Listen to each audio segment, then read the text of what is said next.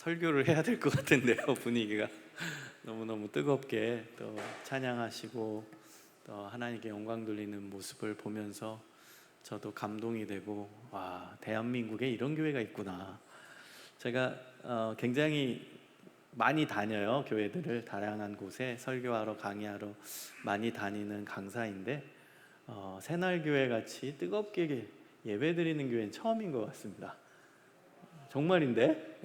그럼 정말이에요. 믿으세요. 특히 우리 장로님이 옆에서 막 뛰면서 두 손 들고 찬양하는 교회는 처음인 것 같습니다. 제가 본 적이 없어요. 저 굉장히 유명 강사입니다. 얼마나 많이 다니는데요. 제가 교회들 저희 교단 교회들 웬만한 데는 다 가보고 타교단들도 많이 가는데, 이렇게 열정적으로 찬양하는 교회는 제가 본 적이 없는 것 같아요. 특히 좀 이렇게 젊은 교회들은 찬양하는 교회들이 좀 있어요. 청년들 막 뛰면서 찬양하는 교회는 좀 봤는데, 우리 온 성도님들이, 또 우리 어른분들이, 또 우리 교회 리더분들이 이렇게 앞장서서 앞에서 두 손 들고 뛰면서 찬양하는 교회는 처음이에요. 우리 하나님께 영광의 박수 올려드리겠습니다.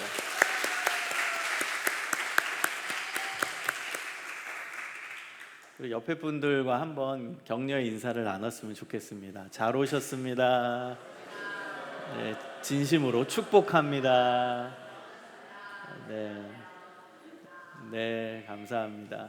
그럼 축복합니다가 굉장히 심플한 말이지만 굉장히 중요한 의미의 말입니다. 그렇죠? 복을 빕니다잖아요. 이게 얼마나 귀한 용어인지 몰라요.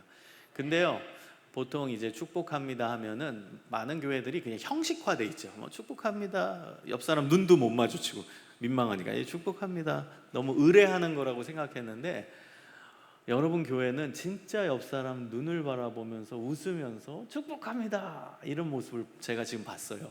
이게 진짜 축복이죠. 하나님의 복이 당신에게 있을지어다. 이게 축복합니다. 얼마나 귀한 용어이고 얼마나 놀라운 하나님께서 주신 기회인지 몰라요.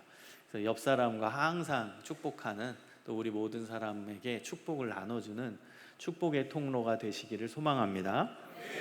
자, 이 시간에는 사실 강의를 하는 시간입니다. 그래서 우리가 좀 더 이성적인 작업을 하면서 우리 자녀들을 좀 이해하는 시간을 가져보도록 하겠습니다. 여기는 지금 자녀를 키우시는 분도 있을 것이고 이미 자녀를 다 키우신 분도 있을 것이에요. 그러면 이제 손자 손녀를 생각하시면 되고요. 또 우리 교회 학교에서 자라나는 아이들을 생각하시면 됩니다. 그리고 이제 청년이신 분들은 앞으로 미래에 이제 결혼하고 또 자녀를 낳아야 되니까 그 자녀를 준비하는 마음으로 들으시면 좋겠고요. 또 우리 교회학교 선생님들은 지금 교회학교 아이들을 지금 양육하고 가르치고 계시잖아요. 그 아이들을 생각하면서 어떻게 하면은 아이들을 더 잘 이해하고 또 그들과 소통하면서 하나님의 말씀을 전할지를 고민하는 시간이 되었으면 좋겠습니다. 여러분, 제가 PPT를 준비해 왔는데요. 한번 화면을 보시면서 따라오시면 좋겠습니다. 자, 여러분, 우리가 아이들을 이해한다라고 했을 때는 세 가지 정도의 이해를 하는 것입니다. 첫 번째는 지적인 부분에서의 이해가 들어가야 됩니다. 왜냐하면 우리 아이들은 이 머리가 커지는 거예요. 한마디로 뇌가 성장합니다. 뇌가 가만히 있는 게 아니에요. 성장하는 거예요. 물론 이제 성인이 되면 이제 20살이 넘어가면서부터는 이제 성장이 점점 둔화됩니다. 그러면서 이제 30대 넘어가면서부터는 이제 뇌가 성장하는 게 아니라 반대로 좀 퇴화되기 시작하죠. 늙어간다라는 표현입니다. 어쨌든 우리 애들은 뇌가 성장합니다. 그러면서 지적인 부분에서의 발달이 이루어지거든요. 그 부분을 우리가 알아야 아이들과 소통할 수가 있어요. 자, 두 번째는 심리적인 부분에서의 이해가 있어야 돼요. 심리, 우리 마음이죠. 우리 마음, 아이들의 좀 마음을 이해해야 되는데요. 이 마음 안에 아이들은 소원을 가지고 있어요. 열망을 가지고 있습니다. 그 부분을 우리가 채워줄 수 있어야 한다라는 거예요. 그래서 이 심리적인 부분에서 우리가 어떤 부분을 아이들에게 채워줘야 할 것인지를 좀 생각해 봤으면 좋겠습니다. 자, 세 번째는 이제 문화적인 부분에서의 이해인데요. 우리 아이들이 함께 모이면 문화를 형성합니다. 문화라는 것은 함께 공유하는 게 문화입니다. 공유하는 삶의 스타일, 공유하는 음식, 공유하는 맛집, 공유하는 취미, 모든 게 문화거든요. 그래서 우리 애들이 어떤 것을 공유하고 있는지를 우리가 살펴봐야 아이들과 대화를 할 수 있고 아이들의 눈높이에 맞는 교육이 일어날 수가 있습니다. 그래서 이 세 부분의 이해를 함께 살펴보도록 하겠습니다. 자, 먼저는 이 지적인 부분에서의 이해입니다. 뇌가 발달한다고 했죠. 자, 이제 영유아부부터 한번 살펴볼게요. 영유아부, 이제 아기들이에요. 아기 학교도 될 수 있고 그 다음에 아기가 이제 아장아장 걸어 다니는 그 시기입니다. 여러분, 이때 아이들의 중요한 특성이 있습니다. 이때 아이들의 특성은 감각 운동 기관을 통한 체험, 느낌을 통해 뇌가 발달합니다. 지력이 확장됩니다. 여러분, 아기가 이 세상에 태어나 가지고 가장 쉽게 움직일 수 있는 감각 기관이 어디일까요? 입입니다. 입. 여러분, 이 아기들은 손, 발 자기 마음대로 움직이기가 힘들죠. 그런데 유일하게 편하게 움직일 수 있는 기관이 입입니다. 이 감각 기관입니다. 입을 통해서 우리는 감각을 느끼죠. 맛을 느끼는 거죠. 그 다음에 딱딱하다, 부드럽다도 느껴요. 짜다, 쓰다, 달다 이 맛도 느끼지만 딱딱하다, 부드럽다, 물컹물컹하다 이런 느낌도 입을 통해 알게 됩니다. 그래서 여러분이 영유아부 시절의 아이들의 특성을 보면은 다 입으로 가져가요. 베개 비고 자던 아이가 옆에 고개를 돌려서 베갯잎을 물고 있어요. 다 입으로 가져갑니다. 장난감도 입으로 가져가고 먹을 것도 입으로 가져가고 모든 게 다 입으로 가져가요. 그것을 여러분이 잘 아셔야 돼요. 그거는 지금 아이 입장에서 봤을 때는 학습하고 있는 겁니다. 공부하고 있는 거예요. 영유아부 아이들은 입에 가져가는 것 자체가 공부입니다. 왜냐하면 딴 거는 지 맘대로 못 움직여요. 근데 신기하게 입은 움직이거든. 그리고 입에 물건을 넣으면 뭔가 느껴지거든. 그게 신기한 거예요. 그래서 다 입으로 가져가는 거예요. 어떤 아이가 이제 딱딱한 물건을 이제 빨게 됐어요. 그랬더니 이게 뭐지? 딱딱해. 물론 그때는 단어를 몰라요. 느낌만 알 뿐이죠. 그래서 그 느낌을 뇌의 신호로 전달합니다. 이게 딱딱하다라는 느낌이야. 그래서 다음번에 비슷한 물건이 내 입에 들어오면 그때 내가 몇 년 전은 아니죠. 몇 개월 전에 경험했던 이 딱딱함이구나. 그거를 또 기억을 하게 됩니다. 뇌에 저장되어 있는 거예요, 한마디로. 그 다음에 언제는 이제 엄마가 물컹물컹한 젤리 같은 걸 줬어요. 그랬더니 얘가 이렇게 물컹물컹 이제 먹다가 이게 뭐지? 이거 신기한 느낌이네. 물컹물컹. 이걸 뇌의 신호로 전달해요. 그럼 다음번에 비슷한 음식이 들어올 때 이게 예전에 먹었던 그 물컹물컹한 그건가 보다. 기억을 한다는 거예요. 뇌가 성장한 거예요. 기억장치에 기억이 들어가 있는 거예요.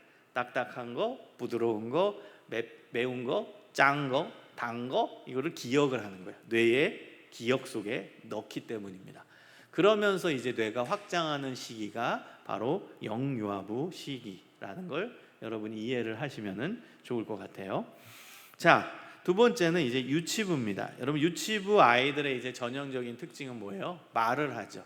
말을 하면서 언어가 확장됩니다. 귀엽죠? 쪼잘쪼잘. 여기 유치부 선생님들 계시나요? 말을 쪼잘쪼잘 여기 막 이렇게 해주셔서 감사합니다. 쪼잘쪼잘 막 귀엽게 많이 이야기를 합니다. 그런데 마냥 귀엽지는 않아요. 왜 그럴까요? 그 다음번에 나오는 자기중심적 사고 때문에 마냥 귀엽지만은 않아요. 자기중심적 사고는 뭐냐면 세상의 중심이 나다라고 믿는 거예요. 세상의 중심이 나를 중심으로 돌아가. 내가 중심이에요. 그게 이제 유치부 아이들의 전형적인 특징입니다. 여러분, 세상의 중심이 나다라고 생각하는 게 지금 문제가 있는 거예요? 아니면 건강한 거예요? 건강하다라는 거예요. 여러분, 우리의 뇌를 하나님께서 기가 막히게 시기별로 이런 특징들을 갖게끔 발달을 시켜주신다는 거예요. 그래서 저는 지금은 여러분 무슨 신학적인 얘기를 하는 게 아닙니다. 여기서 신학적인 얘기, 신앙적인 얘기를 하면 그래서 인간은 죄인이야 이렇게 나올 수 있죠. 자기중심적 사고를 자기중심적으로 이제 하니까 결국 인간은 죄인이다 이렇게 얘기할 수 있는데, 저는 그렇게 수동적으로 보진 않아요. 하나님이 우리를 사랑하시는데, 물론 우린 죄인인 건 맞지만 왜 하나님께서 인간의 뇌에 자기중심적 사고를 하게끔 하셨을까? 특히 유치부 시절에 의미가 있다라고 봅니다. 이건 제 연구입니다. 어떤 학자의 이야기가 아니라 제 연구인데요. 이 자기중심적 사고가 건강하게 자리 잡히면 건강한 자기 소유 의식이 생깁니다. 건전한 자기 소유욕이 생겨요. 여러분, 이거는 필요한 겁니다. 이 세상을 살아가면서 좋은 거예요. 여러분, 예를 들어 보세요. 제가 지금 강의 직전에 겉옷을 벗어서 옆에 뒀어요. 그리고 이제 강의를 이제 하고 마무리를 지고 내려가는데 저기 어떤 분이 제 겉옷을 가져가는 거예요. 들고선. 저기 막 가세요. 그럼 전 뭐라고 해야 되죠? 그거 제 옷입니다. 예, 주세요. 이래야 되죠? 이게 건전한 자기 소유욕이에요. 내 거라는 거예요. 내 거란 인식, 인지입니다. 근데 건전한 자기 소유욕이 없는 어른이 있어요. 뺏겨도 아무 말도 못해요. 있습니다, 실제. 소수지만. 그래서 정신의학과에서 치료하시는 그런 분들이 있어요. 이게 자기 소유욕이 없는, 이건 여러분 기부와 다른 개념이에요. 기부는 내 의지에 의해서 남을 돕는 게 기부예요. 그거 얘기하는 게 아닙니다. 그냥 내 거를 뺏기는데 아무 말도 못하는 거예요. 문제가 있는 거죠. 그럼 왜 이런 문제가 발생했을까? 원인 분석을 해보면 유치부 시절에 너무 양보와 섬김과 희생을 강요받은 거예요. 그런 기억이 있는 거예요. 여러분, 이거를 잘 들으셔야 돼요. 특히 집에 첫째, 둘째, 셋째, 뭐 1명 이상인 분들은 잘 들으셔야 돼요. 2명 이상인 분들은 잘 들으셔야 돼요. 첫째한테 우리는 그렇게 요구하죠. 너 둘째 양보해. 너 막내한테 양보해. 뭐 얘가 장난감 재밌는 거 갖고 놀려는데 동생이 와가지고 막 뺏어요. 그러면 얘도 유치부고 유치원생이고 그다음 동생도 연년생이라 또 얘도 유치원생이에요. 둘 다 수준은 똑같아요. 근데 엄마는 와가지고 야, 그래도 네가 형인데 얘한테 양보해. 얘는 지금 형이고 나발이고 아무 소용없어. 얘는 지금 자기중심적 사고가 돌아가는 애예요. 아직도 얘는 유치원 애예요. 그러면 왜 내 건데 왜 자꾸 얘 옆에 똑같은 이 동생이지만 유치원생이잖아요. 똑같이 보는 거예요. 왜 얘한테 자꾸 주지, 엄마는? 내 거를 자꾸 뺏어가지고, 그리고 넌 양보해 이런 얘기만 듣는 거예요. 그럼 얘는 내 건 없나 보다, 이 세상에 내 건 없나 보다, 이렇게 인지한다는 거예요. 그래서 문제가 발생하는 거예요. 또 다른 예를 들어볼까요? 우리 교회 안에 이제 유치부 예배 공간에 장난감이 있었어요. 그래가지고 재밌는 장난감은 자기가 그냥 먼저 갖고 놀려고 다 뛰어들잖아요. 내가 갖고 놀 거야, 내가 갖고 놀 거야. 그래가지고 막 티격태격 하다가 이제 한 놈이 때려가지고 막 울고 있어요. 그때 이제 선생님이 딱 개입해가지고 야, 너 그러면 안 돼. 그러면 안 돼. 너는 이따가 갖고 놀아. 넌 목사님 딸이잖아. 양보를 가르치는 거예요. 야, 너가 장로님 손자잖아. 야, 뒤로 와. 얘부터 갖고 놀게 해. 너 장로님 손자잖아. 저희가. 얘는 지금 뭐 장로님 손자인지 목사님 딸인지 아무 관심이 없어요. 그런 인지도 없어요. 유치부 애가 무슨 인지가 있겠어요. 너무 양보와 섬김과 희생을 강요받은 거예요. 그때 문제가 발생합니다. 그래서 여러분, 이 시기의 교육적 처방은요, 애들끼리 막 티격태격하고 뭐 내가 먼저 갖고 놀 거야, 네가 먼저 갖고 놀 거야, 이런 거 싸울 때 최소한의 개입이 더 좋은 방법이에요. 너무 개입하지 마십시오. 완전히 뭐 때리거나 폭력적인 경우만 말리고 최소한도의 개입이 더 좋습니다. 왜냐하면 유치부 애들의 파워는, 힘은 비슷비슷해요. 어느 때는 얘가 이기고 다음 주는 제가 이기고 그 다음 주는 얘가 이기고 다 고만고만합니다. 그러니까 지네끼리 알아서 막 티격태격 하다가 돌아가면서 결국에는 재밌는 장난감 갖고 놀게 돼 있어요. 그러니까 여러분이 너무 많이 개입 안 하시는 게 오히려 지혜일 수 있습니다. 자, 그 다음에 이제 넘어가겠습니다. 자, 그 다음은 이제 유년부입니다. 유년부.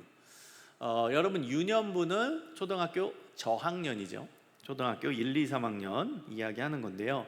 얘네들은 이제 학교 다니기 시작합니다. 초등학교에 이제 들어가면서 공동체에 대한 인식이 형성이 돼요. 공동체에 관한 인지가 형성됩니다. 왜? 이제는 학교 가다 보니까 친구도 있어요, 선배도 있어요, 선생님도 만나요. 그러다 보니까 와, 이 세상에는 나 말고 다른 중요한 분들이 많구나 라는 생각을 이제 갖기 시작해요. 그러면서 자연스럽게 자기중심적 사고를 탈피하게 돼요. 여러분, 퀴즈를 냅니다. 초등학교 이제 2학년이 됐어요. 근데도 여전히 맛있는 음식이 있으면 자기가 먼저 먹어야 돼요. 재밌는 장난감이 있으면 자기가 먼저 갖고 놀아야 돼요. 그러면 이제 교육적 개입을 해야 돼요, 말아야 돼요? 이제 해야 되는 거예요. 그러니까 여러분, 교육은 타이밍이 제일 중요한 겁니다. 아무 때나 개입하는 게 아니라 적절한 타이밍에 들어가는 게 그게 진짜 좋은 교육이에요. 자, 이 초등학교 유년부 저학년 시절에는요, 공동체에 대한 인지가 형성되고 다른 사람을 고려하는 시기예요. 근데도 여전히 자기중심적 사고의 틀에 사로잡혀서 자기가 먼저 누려야 되고 자기가 먼저 먹어야 되고 자기가 먼저 재밌어야 된다면 이제부터는 양보를 가르쳐야죠. 이제부터는 섬김을 가르쳐야 되는 겁니다, 이 시기에는. 자, 그 다음에 이제 중요한 개념이 보존 개념이라는 거예요. 보존 개념. 이 보존 개념이라는 것은요, 물이 어떤 용기에 담기든 물의 양은 보존된다. 이게 보존 개념이에요. 여기 이제 물이 있어요. 이 물을 접시에 다 따른다고 해보세요. 그러면 이 보존 개념이 없는 애들은요, 물이 이렇게 높이가 높았다가 접시에 따라지니까 물의 높이가 낮아지잖아요. 그럼 물의 양이 줄어들었다고 얘기해요. 또 어떤 애는 이렇게 넓은 접시에 퍼졌네, 물의 양이 많아졌네, 이래요. 얘네들은 지금 보존 개념이 없는 겁니다. 여러분, 물은 지금 컵에 물이 담겨 있잖아요. 이거 접시에 그대로 다 따르면 물의 양이 변해요, 그대로예요? 그대로예요. 이게 보존 개념이에요. 어떤 용기에 담기든 물의 양은 보존된다. 그래서 보존 개념이에요. 이게 왜 중요하냐? 숫자적 개념, 물량적 관념, 수량적 개념을 알게 되는 거예요. 이제 수학을 알아요. 많다, 적다, 크다, 작다, 이거를 이제 정확히 인지하기 시작한다는 거예요. 왜 이게 중요해요? 돈에 눈을 떠요.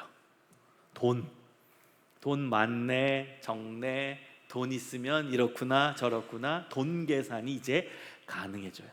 여러분, 그래서요, 사실은 이 시기에 돈을 가르쳐야 돼요.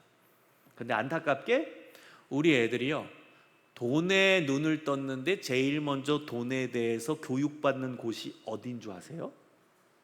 유튜브예요. 여러분, 유튜브는 가장 상업적인 컨텐츠 플랫폼입니다. 그런데 애들은 초등학생 때부터 돈에 눈을 뜨면 동시에 유튜브와 함께 시작이 돼요. 삶이 시작해요, 그들의 삶이. 여러분, 유튜브를 보십시오. 유튜브는 다 돈과 관련돼 있습니다. 애들이 많이 보는 유튜브 채널들을 보면요, 다 파워 유튜버들, 구독자 수 많고 그다음 조회수 많은, 한마디로 돈 많이 버는 유튜버들이에요. 여러분, 우리는 구독자 수 많고 채널 구독 많이 하고 조회수 높으면 와, 이 사람 구독자 많네, 이 정도잖아요. 우리 애들은요, 이 사람 수익이 얼마 될까를 계산합니다. 계산하는 법 다 오픈돼 있어요. 애들은 계산해. 그러면서 우와, 이 사람 부자네. 그러면 그 채널 봐요. 그럼 그 부자들이 어떤 채널을 운영할까요? 먹고 싶은 거 다 먹는 먹방. 그 다음에 막 외제차 타고 다니고 멋진 곳 가면서 브이로그 찍는 소위 플렉스 유형. 이걸 제가 그냥 플렉스 유형이라고 하는데, 플렉스 뭔지 알죠? 돈 쓰는 거. 그런 거를 촬영해서 유튜버 컨텐츠예요. 근데 그걸 누가 본다고요? 초등학생이 봐요. 초등학교 저학년 학생. 그럼 얘네들 마인드셋에 무엇이 들어올까요? 돈이면 되는구나. 돈이면 저렇게 멋지게 사는구나. 돈이면 저렇게 편리하게 사는구나. 돈이면 저렇게 기가 막힌 인생, 인기 많은 인생을 사는구나. 잘못된 관념이 생기는 거예요. 그래서 어린 시절부터 돈 타령이 시작되는 거예요. 여러분, 초등학생 대상으로 이제 너 나중에 크면 뭐 할래? 라는 질문에 최근 5년 자료를 보면 상위 랭크 1위 한 적도 있어요. 그 상위 랭크에 항상 오르는 직업이 뭘까요? 유튜버입니다. 이거는 유튜버가 돼가지고 뭐 창의적인 컨텐츠를 만들겠다라는 뜻이 아니라 돈 많이 벌고 싶어요라는 뜻입니다. 내가 보는 그 파워 유튜버처럼 돈 많이 벌고 싶어요. 그 얘기하고 있는 겁니다. 안타깝죠? 돈에 대해서 가장 정확하게 인지가 형성돼야 되는 이 시기에 잘못된 돈에 대한 관념이 생기는 거예요. 그래서 우리 여기 아동부 선생님들은 애들 잘 알려줘야 돼요. 돈이 뭔지. 여러분, 이거는 건전한 성경적 재정교육이 있어야 돼요. 그런데 한국교회 대표될 만한 건전한 재정교육 교재가 없어요. 그래서 제가 그거를 지금 이제 좀 기획을 하려고 하고 있습니다. 근데 이제 돈에 대해 더 정확히 아는 사람이 있어야 돼서 좀 금융 쪽에서 좀 활동하고 있는 잘 알려진 그 분과 최근에 만나면서 이런 교재가 필요하지 않나, 그분도 공감대를 형성해서 좀 준비하려고 하고 있습니다. 건전한 성경적 재정교육 교재가 있어야 돼요. 애들 돈 하고 있는데 우리는 그거에 대한 대비가 없다라는 거예요. 여러분, 저는 초등학생 아이들도 캠프 때 만나요. 그러면 제가 얘네들 설문조사하느라고 항상 질문하는 내용이 있어요. 너 나중에 커서 뭐 할래? 그러면 옛날이라고 했을 때 뭐 10년 전쯤이요. 그때는 그래도 열에 8명 정도, 9명 정도는 직업을 얘기합니다. 너 나중에 커서 뭐 할래? 저 뭐 교사 할래요. 선생님 할래요. 저 나 의사 할래요. 뭐 이렇게 직업을 얘기해요. 우리 때도 그랬고 여러분도 그랬죠. 우리 모두 20대, 그렇죠? 우리가 어렸을 때는 다 직업을 얘기했을 거예요. 근데요, 제가 요즘에 충격받아요. 요즘에 캠프 때 그 초등학생 애들한테 너 나중에 뭐 할래? 그러면 그냥 제 임상적 실험 결과로 열에 10명 중 4.5명 정도는 돈 많이 벌래요. 이렇게 얘기해요. 돈 많이 벌래요. 와, 그렇게 바뀌었어요. 청소년 애들 질문하면요, 이건 뭐 열에 6명 넘어가면 돈 많이 벌고 싶어요. 이게 답이에요. 꿈을 얘기하라는데 꿈 얘기가 아니라 돈 많이 벌고 싶어요. 이 얘기 한다니까요. 여러분, 심각하게 보셔야 됩니다. 심각하게. 근데 교회 교육은 이에 대해서 어떤 대비가 없어요. 교육도 없고. 재정 교육을 해야 돼요. 건전한 성경적 재정 교육. 여러분, 돈에 대해서 한 말씀 드리면은, 돈이 뭐죠? 돈은 이거부터 합시다. 돈은 누구 거죠? 하나님 겁니다. 이거부터 시작이에요. 기독교 재정 교육의 시작은 돈은 하나님의 것이다. 하나님이 나에게 맡겨주셨다예요. 맡겨주셨다. 이것을 이제 성경적 용어 그리고 이제 기독교적 용어로 바꾸면 청지기 의식입니다. 내가 하나님으로부터 맡김을 받았다예요. 그럼 내 역할은 뭐죠? 그거를 잘 관리해서 하나님의 일에 쓰는 거예요. 이게 이제 돈에 대한 가장 기본적인 기독교적 관점입니다. 돈은 내 게 아니다. 돈은 하나님의 것이다. 여러분, 이것을 이해하는 사람이 돈이 많아도 흔들리지 않아요. 변질되지 않아요. 근데 돈이 내 거라고 느끼는 사람은 돈이 많아지면 어떻게 될까요? 어제 제가 모션, 행동 이렇게 되는 거예요. 고개가 올라가는 거예요. 그러면서 소위 갑질하는 사람들 많잖아요. 돈 많은 사람들. 다 내 거라는 거예요. 내가 돈이 있으니까 뭐 내 마음대로 해도 되네. 이게 되는 거예요. 갑질이 들어가는 거죠. 근데 돈이 하나님의 것이다 라고 믿는 사람이 돈이 많아져. 그럼 어떤 느낌을 가질까요? 저는 실제로 제 주변에 그런 분을 만나봤어요. 그래서 좋은 일 하신 분이 있는데 이분은 뭐라고 하냐, 돈이 진짜 많은 분이에요. 우리나라에 알려진 분입니다. 제가 그냥 프라이버시상 말씀을 안 드리는데, 근데 좋은 일을 완전히 지금 그쪽 일만 하고 계시는, 기독교적으로 좋은 일만 하시는 분이 있으세요. 근데 그분은 뭐라고 얘기하냐면, 제가 돈이 많아지니까 두렵더라고요. 이렇게 얘기해요. 왠지 아세요? 돈은 내 게 아니라 하나님 거잖아요. 근데 하나님이 나한테 너무 많이 맡겨준 거야. 두렵대. 이렇게 많이 맡겨주셨다는 것은 이 돈 가지고 뭘 하라는 거예요? 하나님 일 하라는 거라잖아. 그러니까 두렵다는 거예요. 하나님이 나한테 이렇게 많은 돈을 맡겨주셨는데 이 돈 가지고 좋은 일 하라고 하니까 이제 머리가 아픈 거예요. 어떻게 해야 되지? 어떻게 이걸 좋은 일을 더 해야 될까? 어떻게 이 하나님의 돈을 갖고 선한 일을 할까? 그 고민을 하니까 두렵고 거룩한 부담감이 든다는 거예요. 그래서 진짜로 실제로 지금 아주 중요한 기독교적인 좋은 일들을 많이 하시는 분의 이야기입니다. 여러분, 이게 이제 건강한 신앙이네요. 돈이 많이 나한테 왔어요. 그럼 두려운 거예요. 거룩한 부담감이 생기는 거예요. 왜 이렇게 나한테 많이 맡겨주셨지? 이거 갖고 어떻게 하나님 일 하라고 이렇게 많이 맡겨주셨지? 여러분, 이게 돈에 대한 태도입니다. 기독교적 태도. 그래서 하나님이 맡겨주신 돈, 이것을 하나님의 일을 위해 쓰고 잘 관리해서 내 삶에 필요한 것들을 쓰고, 이게 돈에 대한 태도고요. 여러분, 헌금도 마찬가지죠. 헌금은 하나님 거예요. 그 하나님께 되돌려 드리는 게 헌금의 개념입니다. 여러분, 11조도 애들한테 잘 알려주셔야 돼요. 11조가 뭐죠? 11조 10의 10 다 하나님의 것이에요. 근데 우리 하나님은 우리가 이 세상에 사는 걸 다 이해하시는 분이에요. 저는 11조가 하나님이 우리를 배려하신 신앙 행위라고 생각해요. 정말 배려하신 그 하나님의 사랑이 녹아져 있는 게 11조입니다. 왜냐하면 헌금은 하나님 거잖아요. 하나님께 되돌려 드리는 거잖아요. 그 돈이 다 하나님 거잖아요.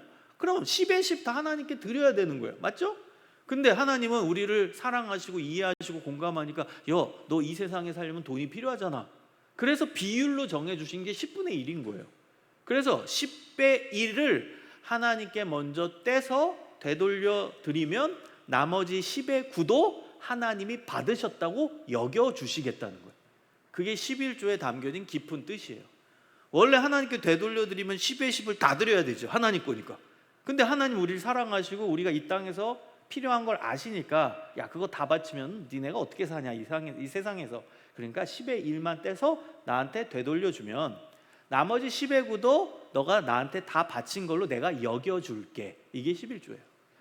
그래서 11조 드리는 우리의 자세의 가장 핵심은 우선순위입니다. 10의 10 다 하나님의 것입니다. 그 중에 10분의 1을 먼저 떼서 하나님께 드립니다. 그래서 나머지 10의 9도 하나님의 것임을 고백하는 신앙 고백이 11조입니다. 그래서 나머지 10의 9도 하나님의 것으로 알고 제대로 건전하게 잘 사용하겠습니다. 이게 11조예요. 그러니까 여러분이 헌금에 대한 교육도 애들한테 정확히 시켜야 돼요. 돈에 대한 내용도 알려주셔야 되고, 그 다음 헌금이 무엇인지도 알려주셔야 돼요. 여러분, 애들은요 모른다고 생각하시는 게 좋아요. 이게 애들을 무시하는 게 아니에요. 애들은 명확하게 알려주지 않으면요 이게 증발성이 있어요. 딱 사라져요. 그리고 우리 교회 안에서 하고 있는 신앙 행위들이 가르쳐지지 않고 그냥 해온 게 너무 많아요. 아이가 교회 처음 왔는데 헌금에 대해 알려주지도 않고 그냥 헌금하잖아요. 해야 되니까 예배 시간에 가르쳐주고 시켜야죠. 그런 게 너무 많아요. 여러분, 예수님의 복음, 우리 새날교회는 애들이 다 잘 알겠죠? 그럼 정확히 알려줘야 됩니다. 제가 목회자 자녀 사역을 해요. PK 사역. 근데 목사님 아들, 딸들, 그 초등학생들, 중학생들 제 캠프 오고 그 다음에 수련회 할 때 제가 애들 많이 대화해봐요. 얘는 그래도 목사님 아들, 딸이에요. 많이 알겠지라고 생각해서 제가 물어봐요. 너 복음이 뭐야?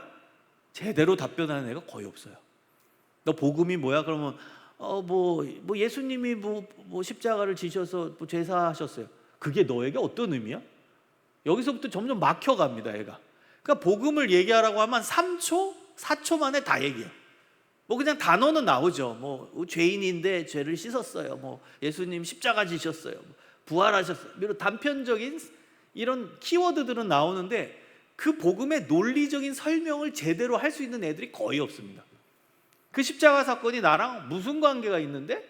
그래, 너의 구원과 어떤 관련이 있는데? 설명해봐. 그럼 설명 못해요. 그 다음에 야, 너 구원 받았지? 구원에 대한 확신이 있지? 그러면 머리 긁적거리면서 아직 착한 일을 잘 많이 못해서 또 이러고 있는 거예요. 완전 이거는 기독교 신앙을 모르는 거죠. 여러분, 기독교 신앙 에베소서 2장 8절 9절 뭐예요? 어떻게 구원받아요? 그 은혜에 의하여 믿음으로 말미암아 구원을 받았느니 이것은 하나님의 선물이라. 행위로 말미암이 아니니 이건 하나님의 은혜의 선물이라. 은혜의 선물이에요. 그냥 선물이에요. 선물. 행위로 말미암은 게 아니라 누구든지 자랑하지 못할 것이라. 여러분, 이게 기독교 신앙인데 애들이 몰라요. 아직도 머리 긁적거리면서 착한 일을 뭐 덜해서 아직 뭐 착하지 않아서 뭐 이러고 앉아 있어요. 그거 상관없는데 벌써 거기서부터 기독교 신앙을 모른다는 거죠. 애들이 그렇게 오랫동안 교회 다니고 심지어 목회자 자녀인데도 몰라요. 왜 그럴까요? 걔네가 문제일까요? 교회에서 제대로 가르쳐주지 않은 거예요. 너무나 당연하다고 생각하는 우리 어른들의 시각이에요. 다 알겠지. 뭐 당연히 설교 시간에 얘네들 간접적으로 뭐 직접적으로 계속 들으니까 알겠지. 근데 여러분, 교육은 정확하게 정의가 뭔지, 그리고 그 내용이 무엇인지, 그 논리적인 연관성이 어떻게 되는지 이걸 체계적으로 설명하는 게 교육이에요. 그 교육이 있어야 돼요. 그래야 아이들이 정확히 압니다. 그래서 제가 예전에 이제 현장 이제 교육부 사역을 할 때는요, 저는 정의만 가지고선 설명하는 교육을 애들한테 했어요. 정의. 예를 들어 전도란 무엇인가 딱 애들한테 정리해서 설명, 학원 강사처럼. 그 다음에 헌금이란 무엇인가, 헌금, 지금처럼 헌금에 대한 정의, 11조란 무엇인가 딱, 복음이란 무엇인가, 예수님은 누구신가, 삼위일체 하나님은 누구신가. 제가 정의 용어들 막 정리해서 애들한테 하나씩 학원 강사처럼 다 가르쳐 줬어요. 필요하다니까요. 애들 정확히 몰라요. 그냥 흩어져 있어요. 머릿속에 들은 건 있으니까. 근데 정확하게 그게 어떤 의미인지, 그리고 나와 어떤 관련성이 있는지, 내 삶에 어떤 영향을 주는지를 잘 모른다는 거예요. 그래서 여러분, 새날교회 우리 아이들한테 정확히 알려주세요. 헌금이 뭔지, 돈이 뭔지, 복음이 뭔지, 기도가 뭔지, 말씀이 뭔지 정의를 내려주시고 가르쳐 주셔야 한다는 거예요. 알겠죠? 자, 그 다음에 이제 넘어가겠습니다. 자, 그 다음은 이제 초등부로 넘어가면, 초등부는 초등학교 이제 고학년이에요. 4, 5, 6학년 아이들인데요. 초등학교 고학년 아이들의 특징은 논리적 사고를 합니다. 논리적 사고. 여러분, 논리적 사고는요, 인과관계를 형성해서 공평한지, 인과관계가 정확한지를 체크하는 생각이 논리적 사고입니다. 여러분, 인과관계는 뭐예요? 원인과 결과, 원인에 따른 결과가 나오는지를 연결하는, 그게 논리적 사고입니다. 그게 인과관계예요. 원인과 결과가 제대로 매칭이 되는가. 여러분, 예를 들어 보겠습니다. 집에서 있을 만한 예입니다. 우리 아들이 이제 초등학교 5학년이에요. 근데 초등학교 5학년 아들이 축구부입니다. 그래서 맨날 양말 신고 축구하고 오면 그 발냄새가 어마어마하겠죠. 그 집에 왔는데 그 양말을 돌돌돌 말아서 아무데나 던졌어요. 이제 엄마가 그걸 발견했습니다. 그럼 어떻게 되죠? 이제 나오는 거죠. 야, 너 일로 와봐. 야, 너는 초등학교 5학년이나 돼가지고 아직도 그 더러운 양말 축구하고 하고 이거 얼마나 이거 냄새나냐. 이걸 아무데나 던지냐. 야, 제발 세탁기 앞에 좀 두면 안 되냐. 이제 화를 냈어요. 잔소리했어요. 그랬더니 이 초등학교 5학년 아들이 엄마 눈을 똑바로 쳐다보고, 엄마도 지난주에 그랬잖아. 이렇게 나오는 거예요. 여러분, 이게 왜 그러냐? 논리적 사고 때문입니다. 논리적 사고는 뭐라고 했죠? 원인과 결과. 원인이에요. 나는 양말을 아무데나 던졌다. 결과. 그래서 엄마한테 혼났다. 원인. 엄마도 지난주에 양말을 아무데나 던졌다. 결과. 아무한테도 안 혼났다. 이게 연결이 안 되는, 공평함이 이게 체크해 보니까 안 맞는 거야. 그러니까 따지는 겁니다. 그래서 여러분, 초등학교 고학년 아이들이 엄마 아빠한테 따지는 거는요, 많은 부분이 논리적 사고의 결과입니다. 그래서 그냥 무조건 혼내지만 마시고 나의 모습을 봐야 돼요. 나는 잘 못하고 있는 거 아닐까? 나는 못하는 걸 애한테 주입하거나 강요하는 건 아닐까? 그래서 이 시기의 교육 방법은 모델링입니다. 영어로 마들링이라고 하는데요, 모델이 되는 겁니다. 내가 모델이 돼서 내가 한 것만 아이한테 이야기할 수 있어요. 내가 한 것만 아이한테 주입할 수 있는 겁니다. 내가 못하는 걸 애한테 하라고 안 됩니다.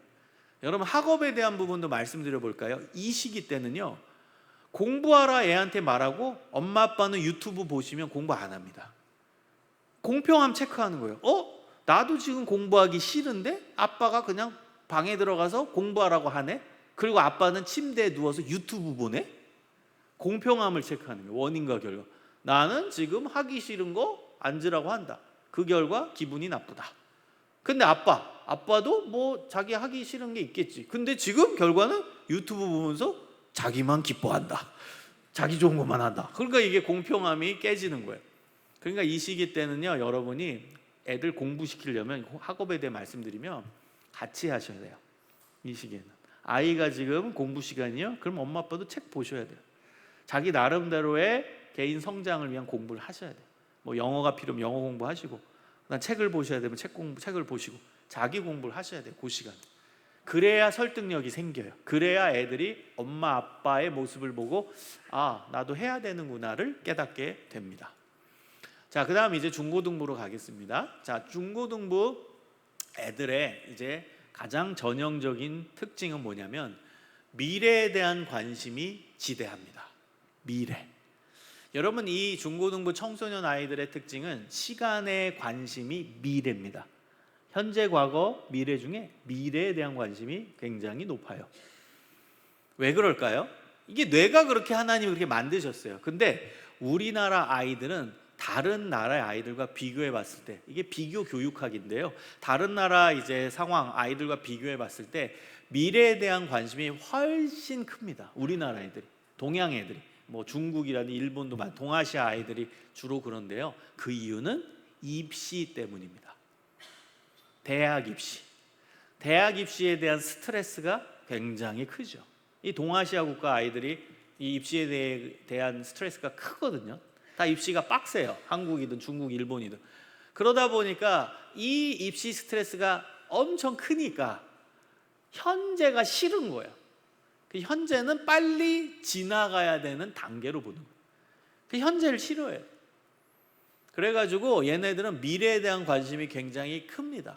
3년 후 미래, 5년 후 미래, 7년 후 미래, 10년 후 미래, 20년 후, 30년 후, 40년 후 미래에 대한 관심이 커요. 머릿속은 그냥 다 미래를 그리고 있어요.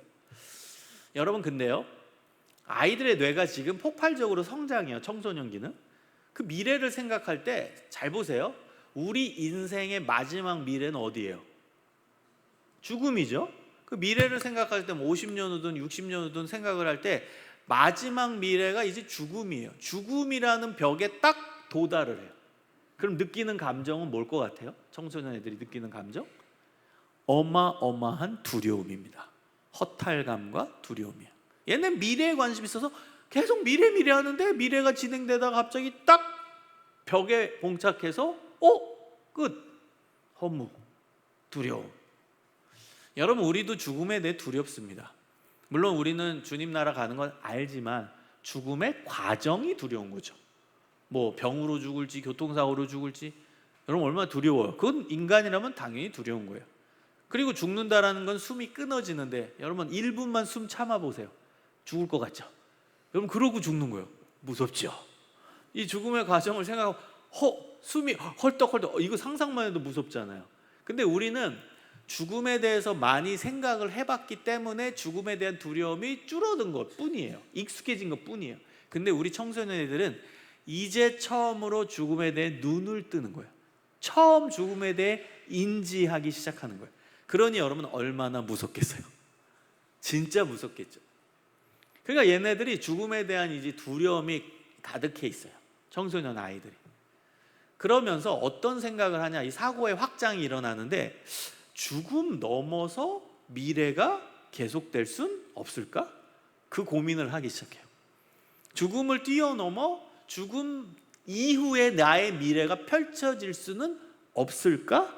그러면서 추상에 대한 관심과 탐구가 일어나요. 추상, 죽음 너머의 세계예요. 죽음 너머의 세계. 일반 용어로 쓰면 뭐 형이상학, 철학, 여기에 관심을 가져요. 우리로 말하면 신앙에 대한 관심이 생기고 하나님에 대한 관심이 생겨요. 저는 청소년 애들 전도하는 게 가장 쉽다고 봐요. 왜냐하면 제가 청소년 전문가여서가 아니라 기독교 신앙의 내용과 청소년들의 지적 성장의 특징이 매치가 되기 때문이에요. 잘 보세요. 애들은 미래에 대해 관심을 갖는데 죽음이라는 벽에 도달했고 죽음을 뛰어넘고 싶어요. 죽음을 뛰어넘어서 내 미래가 계속 펼쳐지고 싶은 그 갈망이 있는 애들인데 기독교 신앙의 내용이 뭐죠?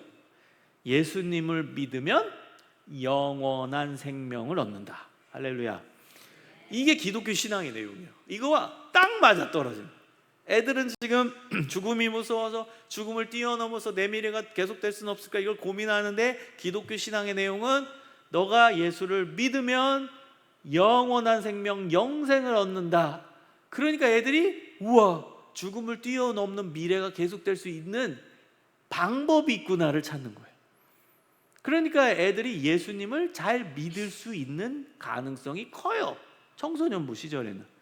그래서 여러분 수련회, 뭐 영유아부 수련회도 있고 아동부 수련회도 있고 청소년부 수련회도 있고 장년부 수련회도 있는데, 하나님을 인격적으로 많이 만나는 수련회는 언제죠? 청소년 중고등부 수련회입니다. 실제로 2015년도 2017년도 기독교 신문사에서 조사를 한 결과 성인 크리스찬들 중에 대략 3분의 2가 청소년 시절에 하나님을 만났다라고 답을 했어요. 그리고 그 만남의 형태는 대부분 수련회였습니다. 여러분, 농담으로 이런 말이 있죠. 우리 하나님은 주로 청소년들에게 7, 8월에 역사하신다. 7, 8월 수련회 때 이제 역사하신다. 이게 우스갯소리인데요. 얘네들이 이제 수련회 가면은 이제 하나님을 찾는, 수련회라는 게 뭐예요? 집중적으로 하나님을 찾잖아요. 근데 얘네들의 관심사예요. 하나님, 죽음이 무섭습니다. 죽음을 뛰어넘어서 내 미래가 계속되게 해주시옵소서. 하나님, 죽음이 너무 두려워요. 예수님을 믿으면 영생을 얻는다며요. 예수님을 만나서 그 영생에 대한 확신을 갖게 해주세요. 예수님 영원한 생명을 주세요. 저 구원시켜 주세요. 찾고 찾는 거예요. 지들의 관심사니까. 예레미야서 29장 13절에 뭐라고 나와요? 너희가 전심으로 나를 찾으면 만나리라. 청소년들이 그러고 있는 거야. 그러니까 애들이 쉽게 하나님을 만난다고 저는 교육학적으로 해석을 하는 겁니다. 여러분, 그래서요, 청소년 아이들 전도 많이 하셔야 돼요. 쉬워요. 얘네들이 지금 제게 전도하기 어려운 세대다 이렇게 얘기하거든요. 저는 반대로 얘기합니다. 몰라서 하는 말이다. 청소년들이 가장 전도하기 쉬운 세대다. 저는 그렇게 봐요.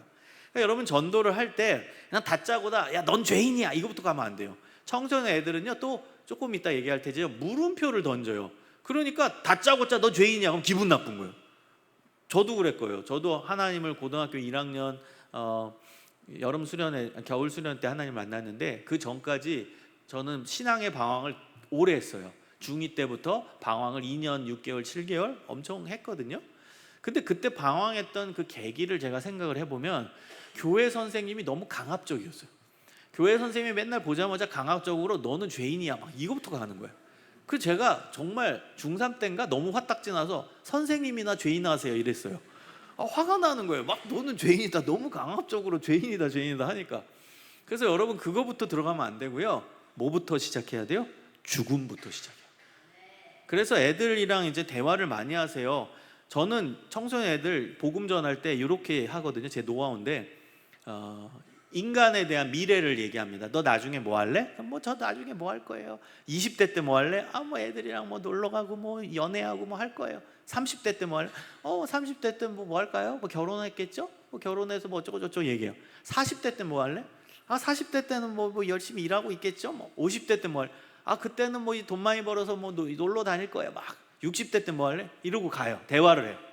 그럼 80대 때 뭐 할래? 그럼 애들이 점점 말이 줄어들어요. 90대 때 뭐 할래? 죽지 않을까요? 야, 100세 시대인데 좀 더 써봐. 100세면 죽었죠. 그때부터 애들이 우울해져. 야, 너 죽음에 대해 생각하면 어떤 생각 들어? 죽음에 대한 이야기를 하는 거야. 그럼 얘네들 내면에는 두려워하거든. 죽음을 직면했을 때 무섭거든. 막 얘기해요, 죽음에 대해. 그럼 죽음이 끝이야? 죽음은 우리 인생 완전 허무하게 끝나는 거야? 공기와 같이 없어지는 거야? 어떻게 생각해? 야, 그럼 우리 죽음을 뛰어넘어서 나라는 존재가 계속될 수 있는 가능성은 없을까? 이렇게 고민하게 해요. 그러면서 자연스럽게 복음을 이야기합니다. 방법이 있어. 너 성경을 한번 볼래? 예수님을 믿으면 영원한 생명을 얻는다고. 죽음을 뛰어넘어 죽음을 보지 않고 영생을 얻는다. 성경 구절들을 찾아줘요. 그러면서 복음을 전해요. 그럼 굉장히 쉽게 받아들입니다. 제 노하우입니다. 복음 전도에. 그러니까 다짜고짜 죄인이다부터 가지 말고 애들의 이 특성을 알고 죽음 이야기부터 꺼내는 거예요. 죽음 이야기. 그러면서 그 죽음을 뛰어넘어 미래가 계속될 수 있는 방법으로서의 복음을 전하는 거예요. 예수님을 전하는 거예요. 자, 그 다음에 이제 물음표 던지기인데요. 여러분, 이 중고등부 시절, 청소년 시절의 아이들의 또 전형적인 특징이 물음표를 던져요. 뭐든지. 이것이 엄마 아빠와 아이가 갈등하는 지점이고 교회학교 선생님과 아이들이 충돌하는 지점입니다. 예를 들어 볼게요.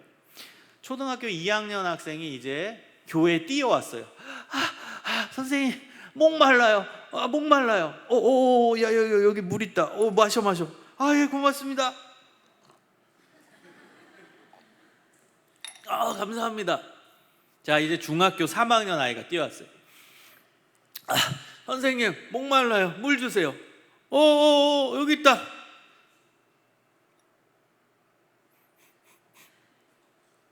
선생님, 여기 뭐 떠 있는데요? 여러분, 바로 안 마셔요. 왜 그럴까요? 얘는 물음표를 던지는 거예요. 이거 진짜 물이 맞아? 물음표를 던지는 거예요. 한마디로 팩트 체크를 하고 있는 거예요. 이게 진짜인지. 아이들의 지금 뇌가 그렇게 돌아가고 있어요. 이게 진짜인지. 그러니까 이 시기 때는요, 지금까지 이게 진짜라고 생각한 것에 대해 물음표를 던지는 거예요. 여러분, 그러면 가장 가벼운 방금 전 예로 엄마가 물을 줬어요. 근데 애는 냄새 맡고 이거 뭐 떠있네, 물 맞아? 이렇게 얘기하면 엄마는 기분 나빠요, 좋아요? 나쁘죠. 이놈 봐라. 그럼 엄마가 물을 주지 독을 주겠냐? 마셔. 야, 엄마 물 주지 너한테 뭘 주겠어? 화나요. 근데 이제 아이 입장입니다. 이거 기왕 먹을 거 물인지 아닌지 정확히 체크하면 더 좋은 거 아니야? 아니, 엄마도 인간인데 물 아닌 걸 줬을 수 있잖아. 엄마도 인간인데 실수할 수도 있겠지. 뭐 옆에 있는 거 뭐 그냥 수돗물을 줬을 수도 있지. 모르지 그거는. 이게 내가 마실 물인지 아닌지 정확히 체크하고 먹는 게 그렇게 죽을 죄예요? 이거 애들의 얘기입니다. 아이들의 이야기. 여러분, 어떻게 생각하세요? 이게 그렇게 나쁜 거예요? 이게 물인지 아닌지 확인하고 마시는 게?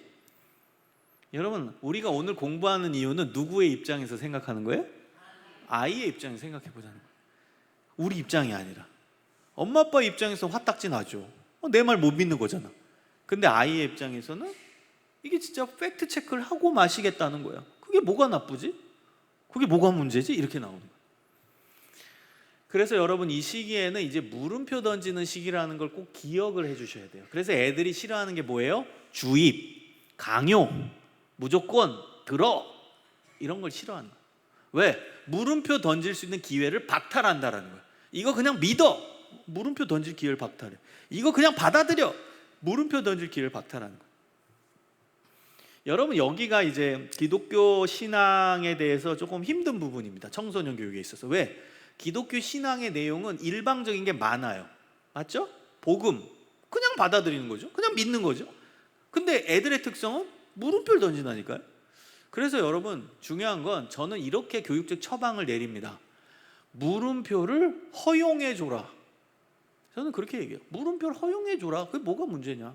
허용해 주는 것. 그리고 그것에 대해 친절하게 답변을 해줘라. 저는 그게 처방이라고 생각해요. 여러분, 교회 오래 다닌 이제 청소년 아이들, 모태신앙인 아이가 어느 날 엄마한테 왔어요. 그리고 이야기합니다. 엄마, 나 이제 교회 안 다닐 거야. 이놈 봐라. 시험 들었네. 철야 기도하자. 여러분, 그렇게 이제 놀랄 필요 없어요. 너무 놀랄 필요 없습니다. 얘는요, 지금 교회 안 다닐 거야. 이게 교회 안 다니겠다라고 결정한 게 아니라 물음표를 던진 거예요. 지금까지는 엄마 손에 이끌려 교회에 나왔지만 이제는 교회가 어떤 곳인지 내가 물음표를 던지고 답을 찾고 다니고 싶어, 이런 뜻이에요. 그리고 이제 어떤 애가 이제 왔습니다. 그리고 아빠한테 얘기해요. 아빠, 하나님 없는 것 같아. 나 하나님 안 믿을 거야. 그럼 이놈 봐라. 시험 들었네. 우리 새날교회 맨날 새벽 기도 가야겠다. 너 안 되겠다. 여러분, 너무 그렇게 무서워할 필요 없습니다. 얘는 진짜 하나님을 안 믿겠다라는 게 아니라 지금까지는 엄마 아빠에 의해 주입된 하나님을 믿었는데 이제는 그 하나님이 누군지 물음표를 던지고 답을 찾고 하나님을 믿고 싶어, 이 표현이에요. 그러니까 애들이 물음표 던지는 시기라는 걸 아시고 질문을 허용하세요. 어떤 부분에서 지금 힘들어? 이해가 안 돼? 하나님에 대해 너가 어떤 부분에 관심 있어? 잘 모르는 부분이 어디야? 좀 이건 아니라고 생각하는 건 뭐지? 질문을 허용하세요. 질문. 그리고 친절하게 답변을 해주면 애들이 듣습니다. 얘네들은 이제서야 신앙에 진짜 관심이 생긴 애들이에요. 엄마 아빠에 의한 하나님이 아니라 자기 하나님 찾겠다는 거거든요. 그냥 주입된 교회가 아니라 내가 교회가 어떤지를 내가 알아보고 다니겠다는 거거든요. 그러니까 이제야말로 실제적 신앙에 대한 관심이 생긴 애들이에요. 그러니까 친절하게 질문을 허용하고 답변을 해주세요. 여러분, 제가 작년에 어느 교회에서 이제 청소년부 그 수련회 전체를 인도했어요. 좀 친한 교회라서 제가 그렇게 풀로 내기가 힘들은데 그 교회는 좀 했는데 재밌는 거를 한번 한 적이 있어요. 애들 많아요. 거기 뭐 200명이 넘는 청소년 아이들이었는데 뭘 해봤냐면 일부러 제가 실험을 한 거죠. 애들을 잘 아니까 실험을 어떤 걸 했냐면 둘째 날 저녁 집회가 들어오기 전에 저 문 앞에서 포스트잇과 펜을 놓게 했어요. 그리고 걷다가 선생님들한테 뭐라고 했냐면 너가 그동안 신앙생활하면서 궁금한 질문들을 다 써라. 그랬더니 거기 이제 선생님들, 그 교회 선생님들이 우리 애들 소극적이어서 그런 거 질문 안 써요 막 저한테 그러는 거예요. 알겠다고 뭐 한두 개 나오면 그거 답변해 주겠다고 해서 그 앞에다가 이제 포스트잇 놓고 펜 놓고 어떤 질문이든 쓰라. 그래서 애들이 이제 저녁 집에 들어오면서 그 포스트잇에다가 질문 자율적으로 진짜 궁금한 거 있으면 쓰게 했어요. 한두 개 나왔을까요? 어마무시하게 나왔습니다. 이만큼 나왔어요. 그래서 저한테 갖고 왔어요. 저도 놀랐어요. 그게 뭐 하실래요? 이거 갖고 뭐 하세요, 강사님? 제가 그때 그 둘째 날 저녁 집회 마치고 그 다음 날 그 교회가 지방이었거든요. 그래서 그 다음 날 제가 서울에 아침에 강의가 있어서 그날 서울에 가야만 했어요. 끝나고 저녁 집회. 그래가지고 이걸 딱 포스트잇을 받았는데 저도 그때 어떻게 그런 결단을 했는지 모르겠는데 저녁 집회를 다 마쳤어요. 저녁 집회를 다 마치니까 막 밤 10시 반 정도 됐거든요. 그리고 이제 쉬는 시간, 야식 시간 한 30분 줬어요. 다 치킨 먹는 시간. 그때 제가 뭐라고 했냐, 선생님들은 다 제가 집에 가는 줄 알았어요. 근데 제가 그 포스트잇을 뒤에 배경 그 벽이 있었거든요. 그 교회 그 벽에다가 가시적으로 보일 수 있게 다 붙이라고 했어요. 그 쉬는 시간 30분 동안 선생님들한테. 그래서 선생님들이 그 포스트잇을 뒤에다 뒷 변명이 흰색이었거든요. 다 위에서부터 사다리 갖고 와가지고 다 붙였어요. 장관이었어요. 제 뒷배경이 다 포스트잇 붙어 있었어요. 그래서 선생님들이 다 궁금해하는 거예요. 저 목사님, 강사님 뭐 어쩌라는 거지? 이제 집에 가셔야 될 분이. 그래서 제가 이제 30분 후에 이제 다 모였어요. 한 11시쯤에 모여서 그때 한 10개쯤 뽑아서 답변을 주려고 했어요. 근데 10개가 뭐예요? 그게 몇백 개가 지금 붙어 있는데. 그래서 10개만 제 마음 속에 10개만 하고 난 집에 가야 돼. 그래도 한 12시 될 것 같은데 하고 10개만 떼서 답변하는 게 결국엔 다 답변했어요. 그래서 새벽 4시까지 했어요. 그리고 나서 집에 왔어요. 거기 붙어있는 걸 다 제가 즉문즉답으로 다 답변을 했어요. 그 질문이 기가 막혔어요. 별의별 게 다 나왔습니다. 이순신 장군은 구원받았나요?부터 그 다음에 태어난 지 열흘 된 아이가 죽었어요. 걔 천국 갔나요? 별 질문이 다 있었어요. 여러분, 애들 질문하라고 하면 이렇게 궁금한 게 많다니까요. 그리고 나서 제가 그 수련회 인도하고 나서 그 다음에 수련회 끝나고 그 다음 주에 애들 피드백이 왔습니다. 선생님이 정리해서 어떻게 됐을까요?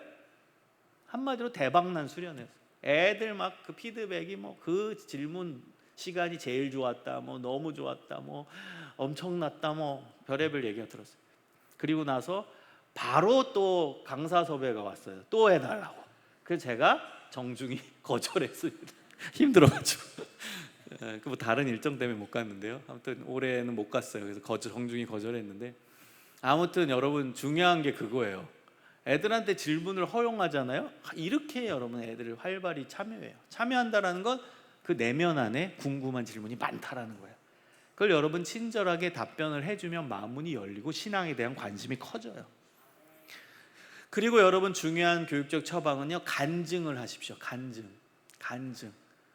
근데 간증하는 방법이 있습니다. 간증하는 방법은 내가 만난 하나님을 소개하고 그리고 나서 그 하나님과 함께 사니까 좋다, 여기까지. 이게 간증이에요. 나 하나님 언제 만났다, 고등학교 1학년 수련회 때 만났다, 그리고 하나님 만나고 사니까 이렇게 좋다, 여기까지 해야 좋은 간증입니다.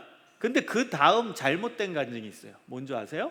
다 해놓고 하나님 만나고 사니까 이렇게 좋다, 여기까지는 좋아요. 근데 그 다음 한마디를 더 하는 거예요. 너도 나처럼 해야 돼. 이건 잘못된 간증이에요. 왜요?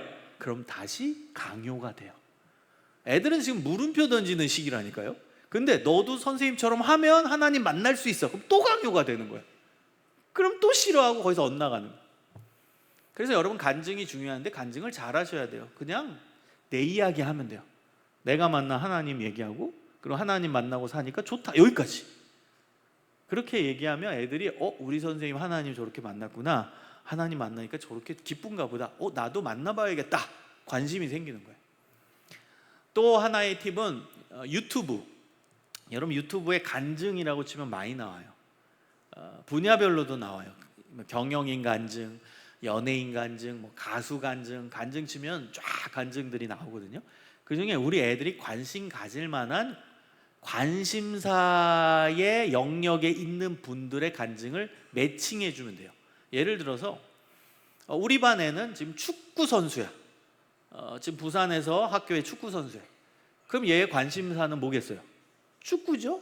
그럼 이 아이한테 추천해 줄 수 있는 간증 영상은 축구 선수 간증 영상이겠죠. 이렇게 매칭하라는. 많아요, 여러분. 축구 선수 간증 영상. 이영표 선수 간증도 있고, 김신욱 선수 간증도 있고, 유튜브 찾아보면 많아요, 축구 선수 간증. 그걸 주면 애는 보거든. 왜? 자기 관심사가 축구니까 보게 되거든. 그러면서 저분은 저렇게 하나님 만나고 저렇게 신앙생활을 하는구나, 나도 하나님 만나야겠다라는 의지가 생길 수 있다는 거예요. 그래서 그런 교육적인 부분에 팁을 드리겠습니다. 자, 다음 넘어가겠습니다. 이제 두 번째는 심리적인 부분에서 이해인데요. 요거는 제가 한 이론을 좀 기준으로 해볼게요. 에릭 에릭슨이라는 학자의 기준을 좀 가지고 왔는데요. 제가 아까 심리 부분에서 중요한 점은 뭐라고 했죠? 아이들이 이 연령대별로 뭔가를 하고 싶은 열망이 있다는 거예요. 소원이 있다는 거예요. 그게 이제 이 사람 용어를 가지고 오면 심리적 과제라고 이야기합니다. 숙제, 과제라는 표현을 썼어요. 그때그때 해야 되는 숙제가 있다는 거예요. 그게 이들의 관심사거든. 그걸 충족시켜 줘야 된다, 이 뜻이에요. 자, 영아부 때는 뭐예요? 이때는 갓난 아기 시절이에요. 이때 가장 중요한 과제는 신뢰감 형성입니다.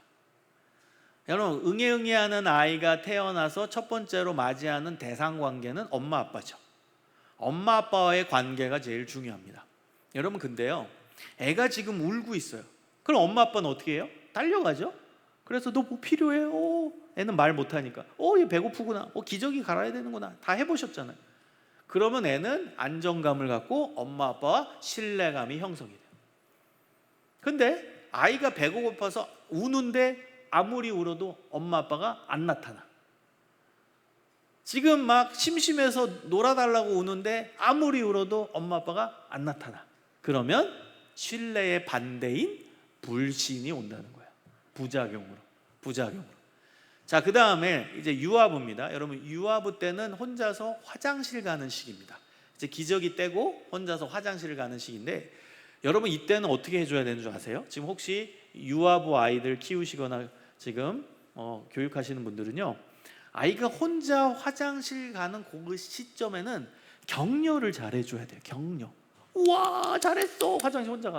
와, 잘했어. 막 격려해줘야 돼요. 그래야 스스로의 자율성이 형성돼요.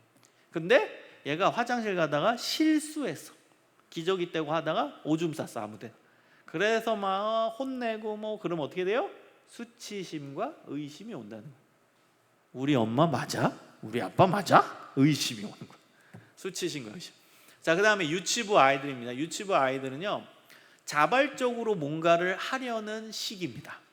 자발적으로 혼자 뭔가를 해나가고 싶은 시기입니다. 여러분, 이 유치부 아이들 만들기 같은 거 좋아하거든요. 혹시 경험을 해보신 적이 있을 겁니다. 유치부 아이가 찰흙 가지고 음식을 만들어요. 그리고 어떻게 해요?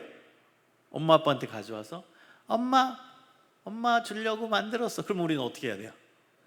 냠냠냠냠 신용해줘야 되죠. 그럼 얘가 내가 스스로 할 수 있는 게 있구나, 자발성이 생겨요. 그런데 엄마가 그때 기분이 안 좋았어. 그래서 딱 봤더니 저기 어질러핀 게 보여. 찰흙 때문에.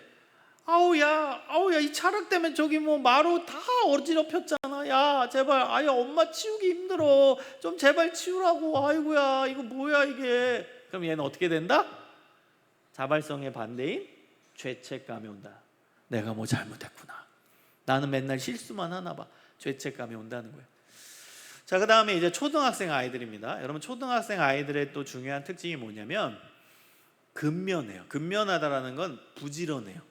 부지런하다라는 건 이것저것 막 한다라는 의미의 부지런함입니다. 이것도 하고 저것도 하고 요것도 하고 막 빨빨거리면서 뭐 잘해요.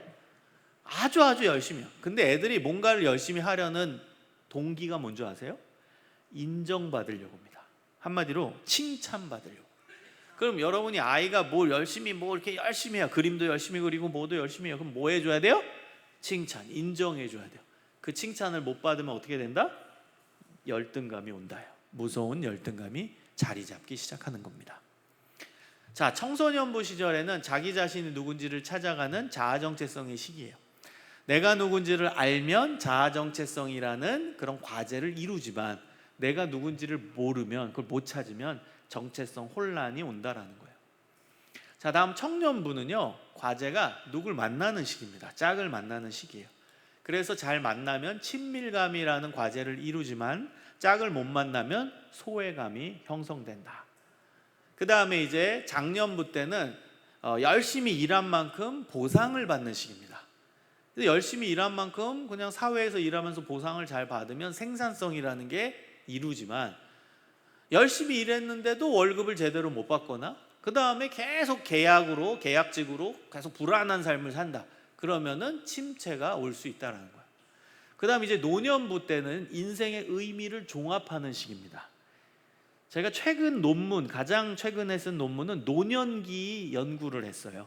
그래서 노년부 프로그램을 만든 그다음 연구를 제가 논문을 썼는데 이 어르신들, 이 노년층은 의미를 찾는 시기입니다.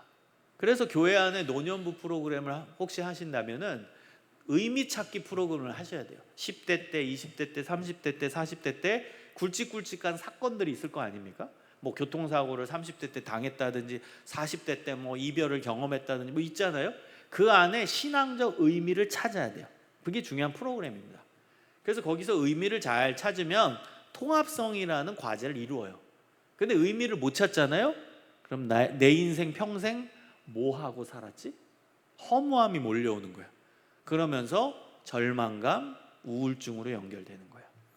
여러분, 이게 이제 에릭 에릭슨의 전체적인 전생의 이론입니다. 전체 생애 그 가운데 과제 발달이 이루어진다. 여러분, 요거는요 보시면서 부서 사역의 팁을 얻을 수 있습니다. 부서 사역의 팁. 예를 들면은 여러분, 아동부 아이들은 근면성이 중요하다고 했잖아요. 그럼 이것도 하고 저것도 하고 요것도 하고 막 하는 걸 좋아해요. 그럼 그것을 프로그램으로 만들면 센터 학습 같은 거, 그리고 레크레이션을 해도 하나를 쭉 하는 게 좋아요, 여러 가지 레크레이션 하는 게 좋아요? 그렇죠. 이게 애들의 특징이니까 그걸 발견하라는 거예요.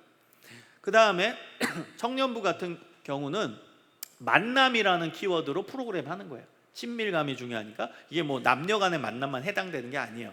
만남, 그 소그룹이 중요한 거죠. 다양한 소그룹을 경험하게 해줘야 돼요. 청년부 프로그램은 그냥 한 소그룹으로 묶어줘서 뭐 계속 1년 내내 가는 게 아니라 어느 때는 동아리 활동으로 소그룹을 묶어서 그 주차 때는 동아리 활동을 하게 하고, 두 번째 주는 이제 말씀 가지고 나누는 말씀 소그룹을 운영하고, 그 다음 주는 교회 안에 봉사하는 봉사 팀별 소그룹을 조성해서 그 주에는 같은 봉사하는 사람들끼리 모이게 하고, 청년부에는 그렇게 다양한 사람을 만나게 하는 만남이라는 키워드로 목회를 운영하는 게 좋습니다. 그 다음 청소년부의 관심사는 자아정체성이니까 아이들의 관심사, 내가 누구인가, 그리고 내가 어떻게 살아야 되는가, 이 부분에 프로그램을 만드는 거예요. 자기 자신을 깨닫는 프로그램, 교육, 그 다음에 내가 어떻게 살아야 되는지, 이게 뭐 꿈, 사명, 비전, 뭐 진로, 이게 되겠죠. 그런 프로그램들을 기획해서 만드시면 애들한테 눈높이에 딱 맞게 되죠. 그래서 요 에릭 에릭슨 이론도 여러분 참고해 보시면 좋은 팁을 가지실 수 있습니다. 자, 세 번째입니다. 세 번째는 이제 문화입니다. 문화. 여러분, 문화라는 건요 공유하는 거라고 했잖아요. 같이 공유하는 shared value, philosophy, belief, lifestyle, 이 공유하는 가치, 철학, 신념, 삶의 방식, 그다음 모든 공유하는 게 다 문화입니다. 우리 새날교회 예배 문화 어때요? 아주 역동적이죠. 열정적이고 그 다음에 손 들고 찬양하고, 이게 문화예요.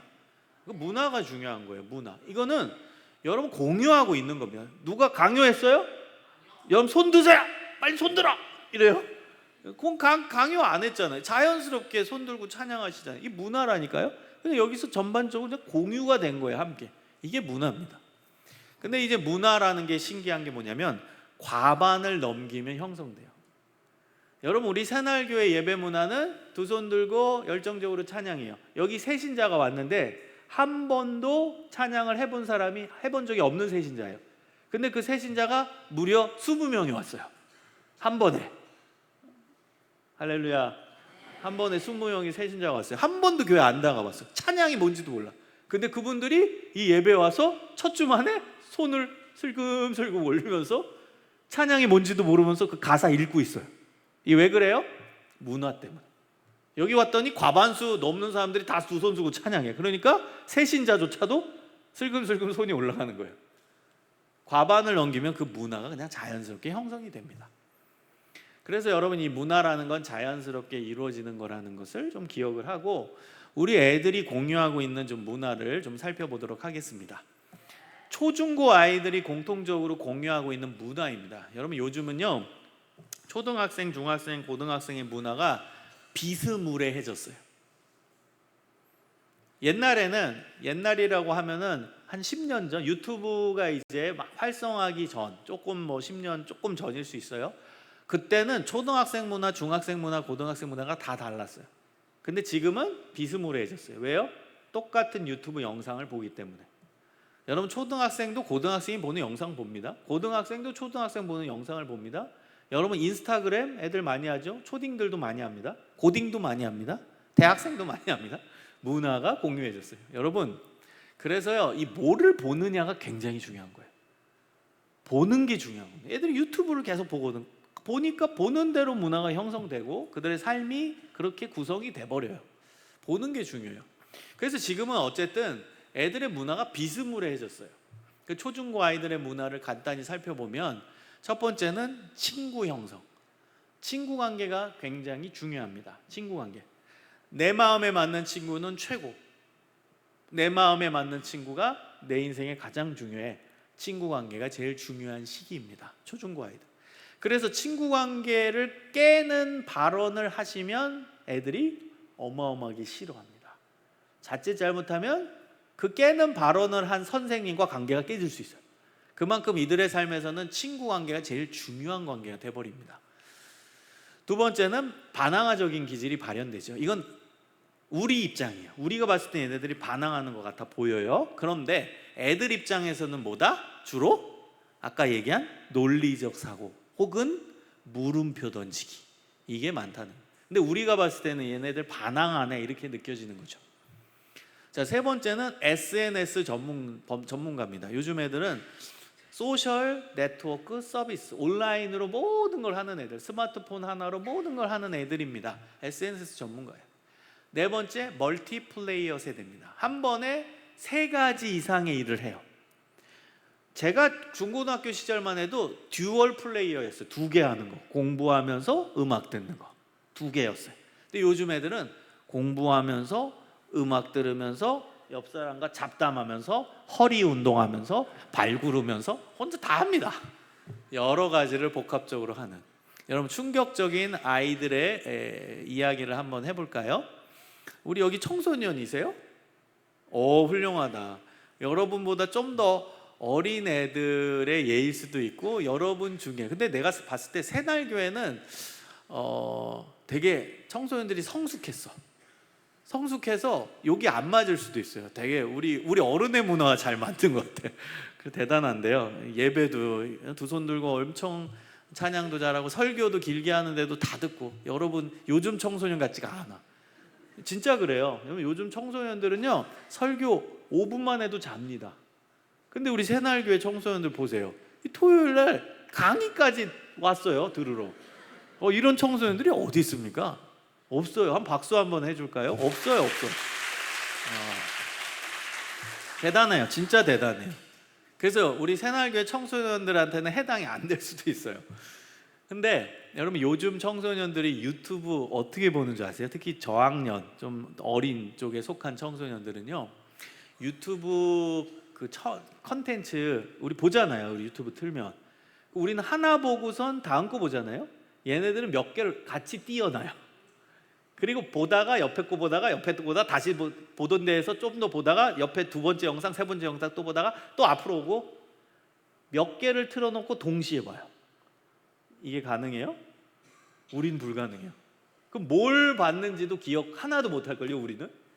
예를 들어 첫 번째 영상 1분 보고 멈추고, 두 번째 영상 1분 보고 멈추고, 세 번째 영상 1분 30초 보고 멈추고, 그 다음 첫 번째 영상으로 다시 와서 멈춘 데부터 또 1분 보고 또 넘어가서 또 1분 보고 이런다는 거예요. 한 번에 다 보는 거예요. 여러분 안 그렇죠? 그거 여러분은 새날교회 다르다니까. 요즘 청소년이 아니라니까. 와, 얘네들이요 지금 멀티가 되는 거예요. 머릿속에 얘는 기억을 해요. 멀티가 돼서. 물론 이게 뭐 빨리빨리의 문화의 결과일 수 있죠. 너 빨리빨리 뭘 해야 청소년들이 바쁘잖아. 이것도 하고 저것도 해야 되고. 그러니까 이제 한 번에 여러 가지를 하니까 그런 멀티 능력이 생긴 거겠죠. 자, 그다음 다섯 번째 얼리 아답터. 얼리 아답터는 뭐예요? 새로운 신제품이 나오면 제일 빨리 사고 싶은 인간의 욕망을 표현한 사회학적인 용어입니다. 그래서 엄마 아빠한테 새로운 핸드폰 나오고 스마트폰 나오면 어떻게 해요? 애들이 사달라고 쪼르잖아요. 사줘 사줘 막. 왜 그럴까요? 그 새로운 스마트폰 딱 사면 누구한테 가요? 친구한테 가요. 친구한테 가요. 그걸 하나로 인정받는 거예요. 그리고 새로운 게임이 나왔어요. 게임이 나오면 빨리 그거 해가지고 레벨 깨고 왕 깨고 싶어요. 왜? 그거 하나로 인정받거든. 그러니까 여러분이 이 인정의 욕구가 우리 아이들 내면에 있다는 걸 아셔야 돼요. 인정받고 싶은. 그래서 뭐 스마트폰을 안 사주시더라도 아이들의 인정 욕구를 다른 쪽으로 채워주실 수 있어야 된다는 거예요. 애들이 인정받고 싶은 욕구가 있다는 걸 여러분이 꼭 기억하고 그 부분에 좀 필요들을 채워주셔야 한다는 거예요. 자, 여섯 번째는 이제 탈민족성입니다. 요즘 아이들은요 민족에 대한 개념이 약화됐어요. 왜냐하면 그 영상들, 유튜브 영상이라든지 예능 영상들을 보면은 한국말 잘하는 외국인들이 많이 나와요. 그 다음에 아이돌 가수들도 보면은 이제는 글로벌하게 키우려고 외국 애들이 꼭 껴있거든요. 그러다 보니까 민족에 대한 개념이 약화됐습니다. 그래서 저는 교회 교육 안에서 건전한 민족의식, 건전한 우리 역사, 그리고 교회 역사 알려주는 교육이 있어야 된다고 봐요. 우리 뭐 6월 6일 현충일, 6.25, 뭐 8.15 우리 중요한 굵직한 기념 3.1절 그때 이제 교회 교육 안에서도 또 우리 역사를 얘기하면서 그것을 이제 교회 역사, 한국 교회 역사랑 같이 연결해서 좀 설명해주는 그런 노력들이 있어야 되지 않을까 생각합니다. 자, 일곱 번째는 친구 관계 이중성입니다. 친구 관계 이중성은 내 마음에 맞는 친구는 최고, 내 마음에 맞지 않는 친구는 적으로 알아요. 적. 여러분 더글로리라는 드라마 보셨죠? 그게 이제 그 모습을 보여주잖아요. 내 마음에 맞는 친구는 몰려다니는데 마음에 맞지 않는 친구는 무섭게 폭력을 가해요. 이중성이 있다라는 거예요. 그래서 여러분 교회 교육 안에서는요 그 다양한 사람들을 만나게 해주는 게 필요해요. 우리 기독교 신앙의 핵심이 뭐예요? 예수 안에 하나다잖아요. 애들한테 이 교육을 시켜야 돼요. 그럼 어떻게 시킬 거냐? 저는 다양한 아이들의 동질 소그룹을 많이 만들어야 된다고 생각합니다. 애들의 특징은요 자기와 관심사가 맞든지 비슷한 구석이 있든지 하는 애들끼리 친해요. 요즘 애들은. 그렇다면 교회 안에서 그 동질 소그룹을 다양하게 체험하게 하면 방법이 될 수가 있거든요. 예를 들어 볼게요. 우리 교회 안에 나랑 같은 학교 다니는 애가 있어요. 그렇죠? 이게 동질이에요. 같은 학교라는. 그러면 같은 학교 다니는 애들끼리 모이는 그 공동체도 조직하는 거예요. 그리고 같은 지역에 사는 애들이 있겠죠. 이게 동질입니다. 그럼 그 지역에 같은 지역에 있는 애들끼리 또 하나의 소그룹이 이루어질 수 있죠. 그 다음에 교회 안에 교회 학교 안에 취미 생활을 할 수도 있죠. 동아리 아이들 이제 뭐 드럼, 뭐 기타, 음악 동아리, 뭐 독서 동아리, 또 뭐 농구 동아리 만들 수 있어요. 청소년부에서 아동부에서도 만들 수 있어요. 그러면 동아리별 같은 취미의 동질성을 가진 아이들끼리 모이는 동아리 소그룹이 있을 수 있겠죠. 또 교회 안에 이제 봉사가 있어요. 찬양팀 봉사, 영상팀 봉사, 또 안내팀 봉사, 봉사팀별이라는 동질감을 갖고선 그 다음에 소그룹을 만들 수 있겠죠. 그 소그룹을 구성해서 거의 다 참여시키라는 거예요. 그래가지고 뭐 예를 들어서 한 달이 4주면 한 2주 정도는 공과 소그룹이 또 있잖아요. 공과 소그룹으로 만나고 그 다음에 한 번은 아까 말한 동아리를 운영해서 동아리별 소그룹에 참여시키고 한 주는 같은 학교 애들끼리 모이는 소그룹으로 활동하게 하고 이렇게 여러 가지 소그룹을 돌려서 활용하고 체험하게 하면 친구관계의 이중성에 대한 문제를 좀 풀어줄 수 있는, 해결할 수 있는 하나의 교육적 처방이 될 수 있겠다라고 제안드리고 싶어요. 8번째입니다. 어른 지향성. 빨리 어른이 되고 싶어 합니다. 빨리. 왜 그럴까요? 지금 어른이 되지 않아서 제약되는 게 많다고 느끼기 때문입니다. 얘네들은 지금 어른이 되고 싶고 어른 흉내 많이 되잖아요. 어른이 아니니까 제약이 많기 때문에 그런 거예요, 사실은. 자, 9번째는 팬덤 문화입니다. 팬덤 문화는 팬이 스타를 따라다니는 문화죠. 팬이 스타를 따라다니는 문화. 팬덤 문화가 있어요. 애들이 다 좋아하는 연예인, 가수 다 있는 거죠. 그걸 이해해 주라는 겁니다. 자, 10번째는 자유를 갈망합니다. 왜? 지금 자유가 박탈되어 있다고 느끼기 때문이에요. 그래서 여러분 교회 교육 안에서 자유를 좀 줄 수 있는 공간이 있었으면 좋겠어요. 여러분 애들 요즘 애들 보십시오. 뭐 학교 갔다 학원 갔다 스터디 카페 갔다 뭐 집에 오면 밤 되고 얼마나 불쌍해요. 자유를 누릴 공간이 전혀 없어요. 저는 건전하게 자유를 누릴 수 있는 공간이 그들의 삶에 있어야 된다고 봐요. 물론 우리 새날교회는 잘하는 것 같아요. 어제 같은 경우도 끝나고 우리 청소년들끼리 모인다고 들었어요. 이게 자유의 공간이에요. 그 안에서 예배드리고 그 안에 기도하고 그 안에 교제하고 이게 자유의 공간이에요. 그게 있어야 됩니다. 저는 캠프를 또 제가 주최하는 캠프가 있어요. 이거는 일괄 적용은 안 돼요. 그냥 제 철학을 말하는 거예요. 이 자유의 공간을 주려고 제가 주최하는 캠프에는 자는 시간이 없습니다. 신기한 캠프죠? 자는 시간이 없어요. 그렇다고 뭐 잠자지 말라는 게 아니라 자고 싶은 애들은 자라는 거예요. 근데 저희는 안 자는 애들 강요해서 자라고 절대 안 그럽니다. 그리고 오히려 놀이 프로그램을 제공해줘요. 밤에 놀라고. 일종의 자유를 허용하는 거예요. 언제 얘네들이 이렇게 자유를 허용해 받겠어요. 그러니까 저희 수련회는 애들 헌신도가 굉장히 높아요. 또 오고 또 와요. 오지 말라고 해도 와요. 새로운 애들 받으려고. 왜 그러냐? 많은 아이들 피드백이 이 수련회는 자는 시간이 없다. 그래서 좋다. 꽤 많이 나옵니다. 피드백에서. 그래서 어떤 순서로 하냐면 저녁부터 얘기할게요. 저녁 집회를 하잖아요. 그럼 하나님을 뜨겁게 만나요. 그럼 얘네들 뜨겁죠. 막 날라다녀요. 벌써 이때부터 은혜 받으면 막 마음이 열리잖아요. 날라다녀. 막 열정이 굉장해요. 그럼 그 다음 단계는 전 뭐 하냐면 상담을 합니다. 집단 상담. 그 내면에 있는 이야기를 진짜 꺼내게 해요. 그러면 얘네들 거기까지 가면 완전 회복되거든. 그러고 나서는 놀이, 신나게 열정을 발산하게 해요. 그래서 저는 이제 수련회장을 선택할 때 마당이 있거나 소리 질러도 되는데 혹은 실내 체육관 있는 데를 선택해요. 거기서 신나게 막 소리 지르고 발산하라는 거예요. 그동안의 스트레스, 공부 때문에 힘들었던 거 다 발산하라고. 그러고 노는 거예요. 신나게. 뭐 자고 싶은 애는 따로 방을 마련하고 그 다음에 여기 뭐 조용히 놀고 싶은 애들은 보드게임 하게 하고 막 신나게 노는 거예요. 그 다음 날이 문제겠죠? 근데 여러분 제가 정말 캠프 전문가인데요.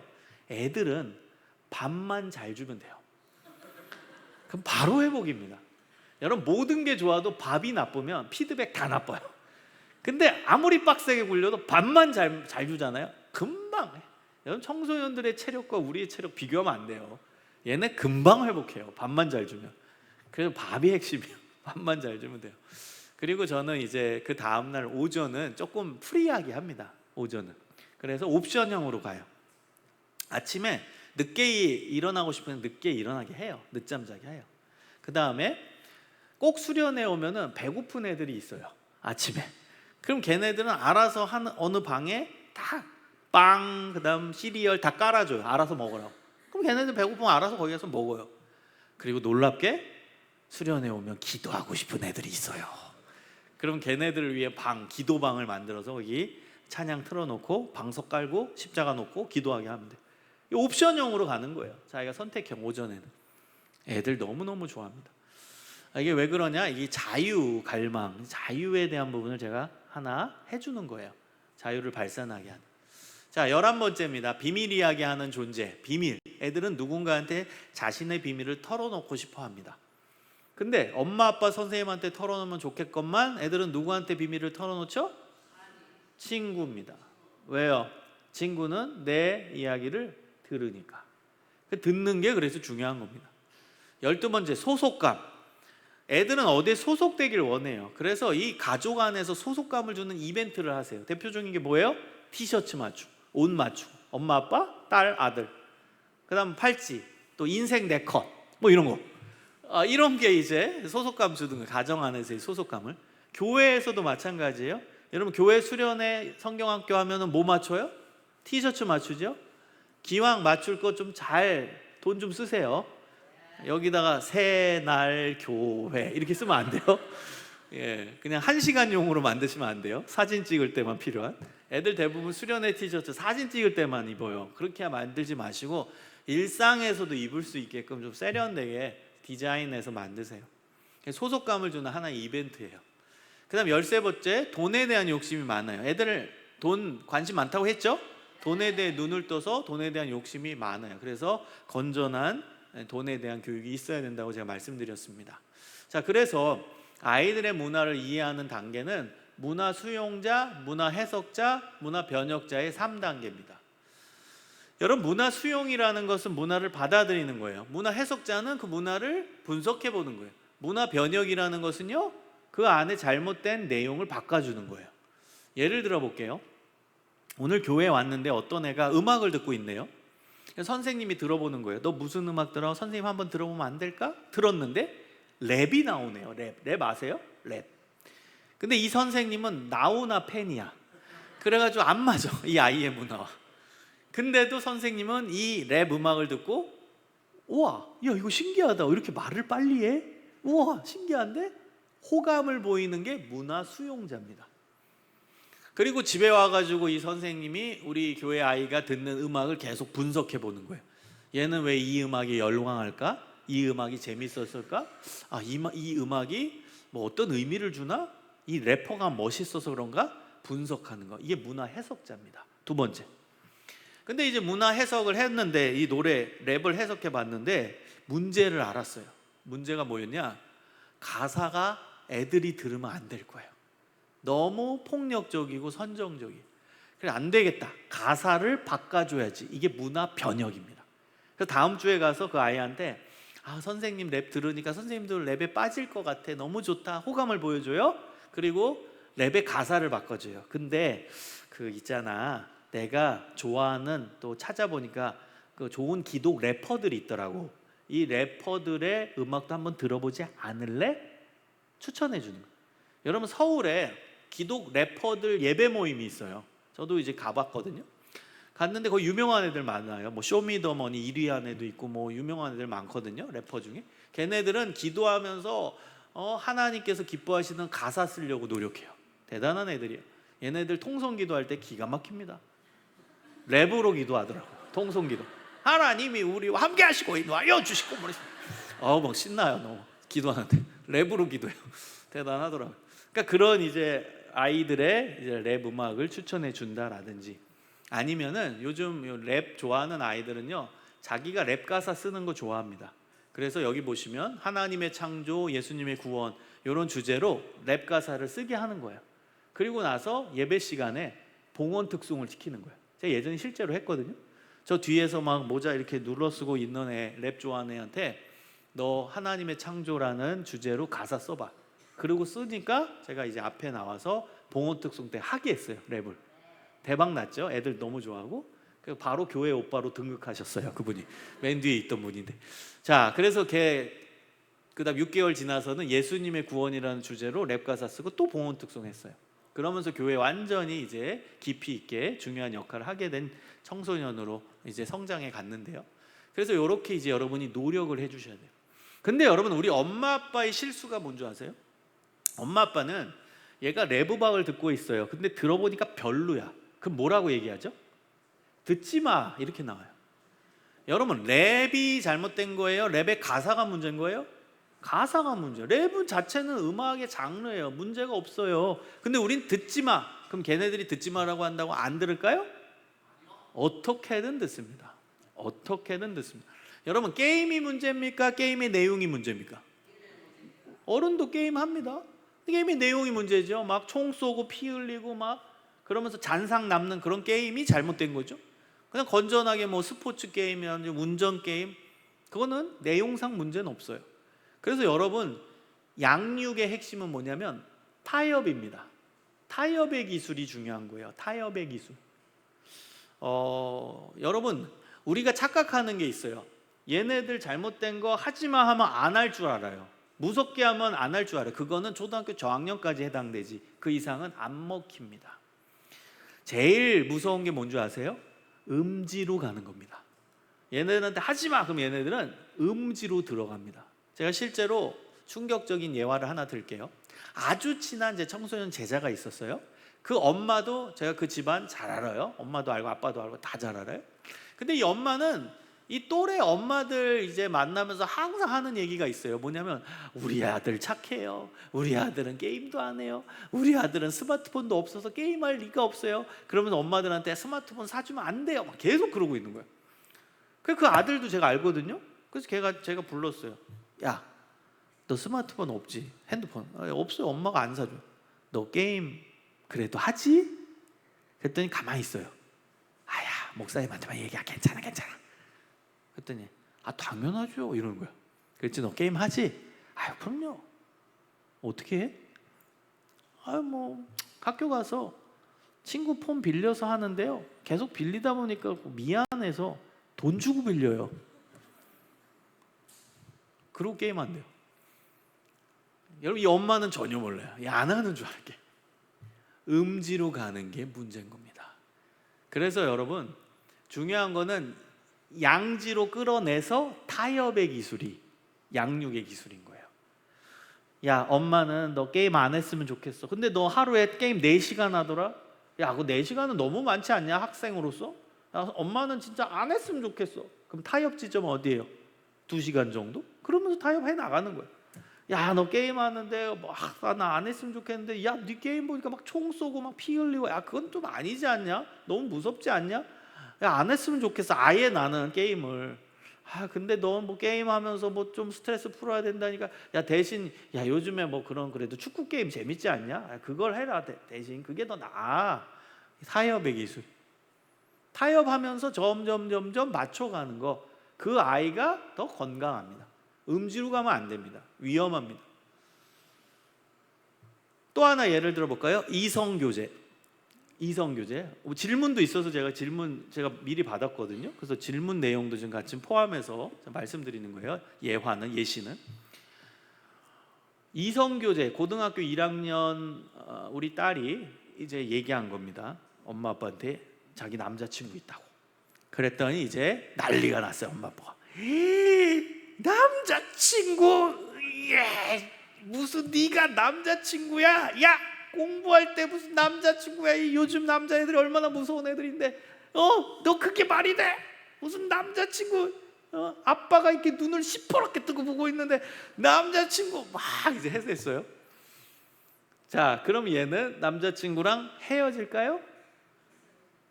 헤어지는 게 아니라 더 반대로 결탁이 이루어집니다. 그래서 제가 만든 용어인데요, 비이성적 결탁이 일어나요. 여러분, 우리 드라마 같은데 보잖아요. 드라마 같은데 보면은 이제 견우와 직녀, 로미오와 줄리엣 보잖아요. 그런 류의 드라마. 그래서 남자와 여자가 이제 만났는데 가족이 다 반대. 결혼을 못하게 엄청 반대해요. 그럼 어떻게 되는 줄 아세요? 두 사람 심리가? 야, 우리 주변에는 우리의 관계를 다 반대한다. 내가 믿을 사람은 너밖에 없어. 그래서 비이성적 결탁이 일어나는 거예요. 고등학교 1학년 학생 남자친구 그냥 가벼운 관계예요. 그냥 뭐 스터디 카페 같이 가고 그다음 시간 나면 영화 보고 그러다 공부 같이 하고 그런 관계였다가 엄마 아빠한테 얘기했더니 다 반대. 그러니까 너밖에 없어, 믿을 만한 사람은 너밖에 없어 하면서 둘이 비이성적 결탁이 딱 일어나는 거예요. 왜 비이성적인 줄 아세요? 여러분 그런 드라마 보면 어떻게 돼요? 30년 동안 오기야 금이야 키운 그 부모를 6개월 만난 그 남자 때문에 버린다는 거예요. 있잖아요. 드라마에서 나오잖아요. 실제 그런 스토리 있잖아요. 아니 이게 이성적으로 가능해요? 30년 동안 오기야 금이야 키운 그 부모님을 6개월 만난 그 남자 때문에 버리고 둘이 도망간다니까요. 이게 어떻게 가능해요? 이게 비이성적 결탁이라는 거예요. 이성적으로는 불가해요. 근데 비이성적이 돼버리는 거예요. 그리고 딱 달라붙는 거예요. 너밖에 없어. 여러분 이게 무서운 겁니다. 이게 무서운 거예요. 그래서요 반대하면은 음지로 가요. 음지. 비이성적 결탁이 일어나요. 너밖에 없어. 너밖에 없어. 그러니까 여러분 아이들 양육은 단순 방정식이 아닙니다. 고차 방정식입니다. 그냥 예스와 노로 답할 수 있는 게 아니에요. 하지마 해 아니에요. 타협의 기술입니다. 양지에서 그걸 아이들과의 대화를 통해 타협을 해 나가는 거, 그게 양육의 기술입니다. 그래서 여러분 이런 부분들을 좀 잘 참고해 보셨으면 좋겠고요. 우리 점심시간이 얼마 안 남았네. 요거 하다가 점심 먹으면서 뒤에 또 연결하겠습니다. 자, 그 다음 이제 소통이 중요한데요. 여기까지 해볼게요. 아이들과 이제 소통하는 중요한 팁이 있습니다. 소통하는 중요한 방법 팁은 이야기를 잘 들어야 돼요. 이야기. 여러분 이야기 듣는 것에서도 방법이 있습니다. 저는 이 이야기 듣기를 아트 오브 리스닝, 이게 상담이거든요. 상담을 제가 정의 내리면 아트 오브 리스닝이라고 정의 내립니다. 듣는 예술. 이게 상담이에요. 여러분 상담은 말하는 예술이 아니라 듣는 예술입니다. 듣는 예술. 그래서 팁을 드리면 10대 90의 법칙입니다. 10%만 말하고 90%는 들어라. 여러분 잘 듣는 게 왜 중요한 줄 아세요? 듣는 이미지가 형성되기 때문이에요. 여러분 사람은 이미지에 약해요. 그리고 이미지는 주로 언제 형성되냐? 첫인상에서 결정됩니다. 이게 중요합니다. 저도 어제 새날교회 처음 왔어요. 제 첫인상이 좋을까요? 별로일까요? 예? 저 새날교회 첫인상 좋은데요. 네, 금요일날 여러분 좀 놀래고 있습니다. 지금 금요 예배 때 첫인상에 이런 교회가 있을까? 이렇게 장로님들이 앞에서 두 손 드는 교회가 있을까? 너무 충격받고 감동받았어요. 제 첫인상이 너무너무 좋아요. 새날교회 진짜입니다. 너무너무 좋아요. 너무너무 지금 행복합니다. 이렇게 귀한 교회에 오게 돼서. 첫인상이 좋은데요, 사람은 첫인상이 중요해요. 그때 이미지가 형성되거든요. 이게 아닐 수도 있지만 이미지가 그렇게 중요해요. 첫인상이 모든 걸 알 수는 없잖아요. 그러나 그게 이미지가 박혀서 계속된다는 거예요. 마찬가지입니다. 애들도 교회 학교 선생님을 보는 게 첫 주, 1월 첫 주, 1월 첫 주, 이 둘째 주 가보는데 저 선생님은 말을 내가 한번 해봤거든? 자기 말만 해. 계속 자기만 말해. 애들한테 다 소문내요. 그럼 이 선생님은 말하는 이미지가 돼버려요. 그럼 그 선생님한테 애들이 이야기하러 갈까요? 안 갈까요? 안 가요. 자기만 말한다. 여러분 우리도 관계에서 누구랑 만나는데 자기만 말하면 피곤해요? 안 피곤해요? 피곤합니다. 그런 사람 만나고 싶지 않아요. 여러분 만났어요. 둘이 친구 만나는데 나는 한마디도 안 하는데 제가 그냥 2시간 동안 지 얘기만 해. 피곤합니다. 애들은 더 민감해요. 여러분 지금 얘기하는 게요, 우리 어른들에도 사실 해당됩니다. 근데 중요한 점은 뭔지 아세요? 어른들은 우리는 스스로 컨트롤할 수 있는 능력이 있어요. 그런데 애들은 우리보다 훨씬 민감합니다. 그걸 아시면 돼요. 여기 나오는 거 다 우리 인간의 공통성이에요. 우리도 그래요, 대화할 때. 그런데 우리 애들은 더 민감하다, 이렇게 아시면 돼요. 우리도 자기 말만 하는 사람 만나면 피곤하잖아요. 애들은 훨씬 민감하다, 이걸 아시면 됩니다. 그래서 듣는 이미지 형성이 중요해요. 어떤 선생님은 잘 들어줘요, 처음에. 그러면 애들 사이에서 야, 저 선생님은 우리 얘기 들어주는 분이야. 그럼 애들이 가요, 그 선생님한테. 듣는 이미지. 저 선생님은 인상만 쓰고 있어. 사실은 그분은 인상 쓰는 게 아니라 원래 인상이 그래요. 근데도 잘못된 이미지가 형성돼서 안 가요. 저 선생님 맨날 화나 있다고. 실제는 아닌데. 이게 이미지가 중요한 겁니다.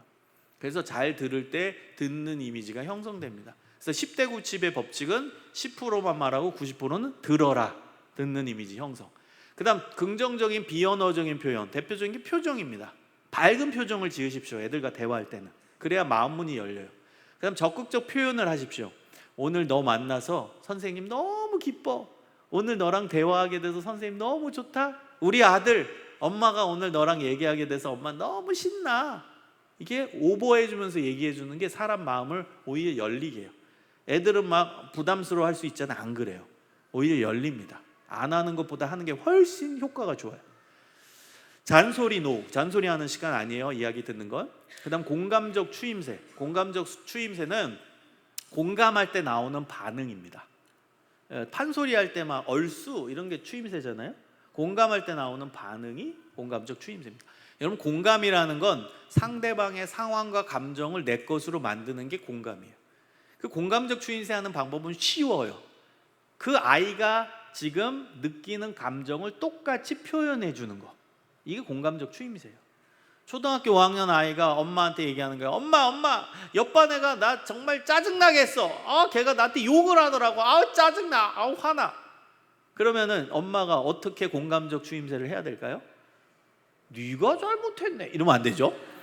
그럼 어떻게 추임새를 해야 돼요? 똑같이 짜증을 내주는 거예요. 야, 그런 애 있단 말이야? 야, 네 옆반에 어떤 애야? 짜증나. 야, 그런 네 가지 없는 애가 있냐? 막 이렇게 같이 짜증 내주는.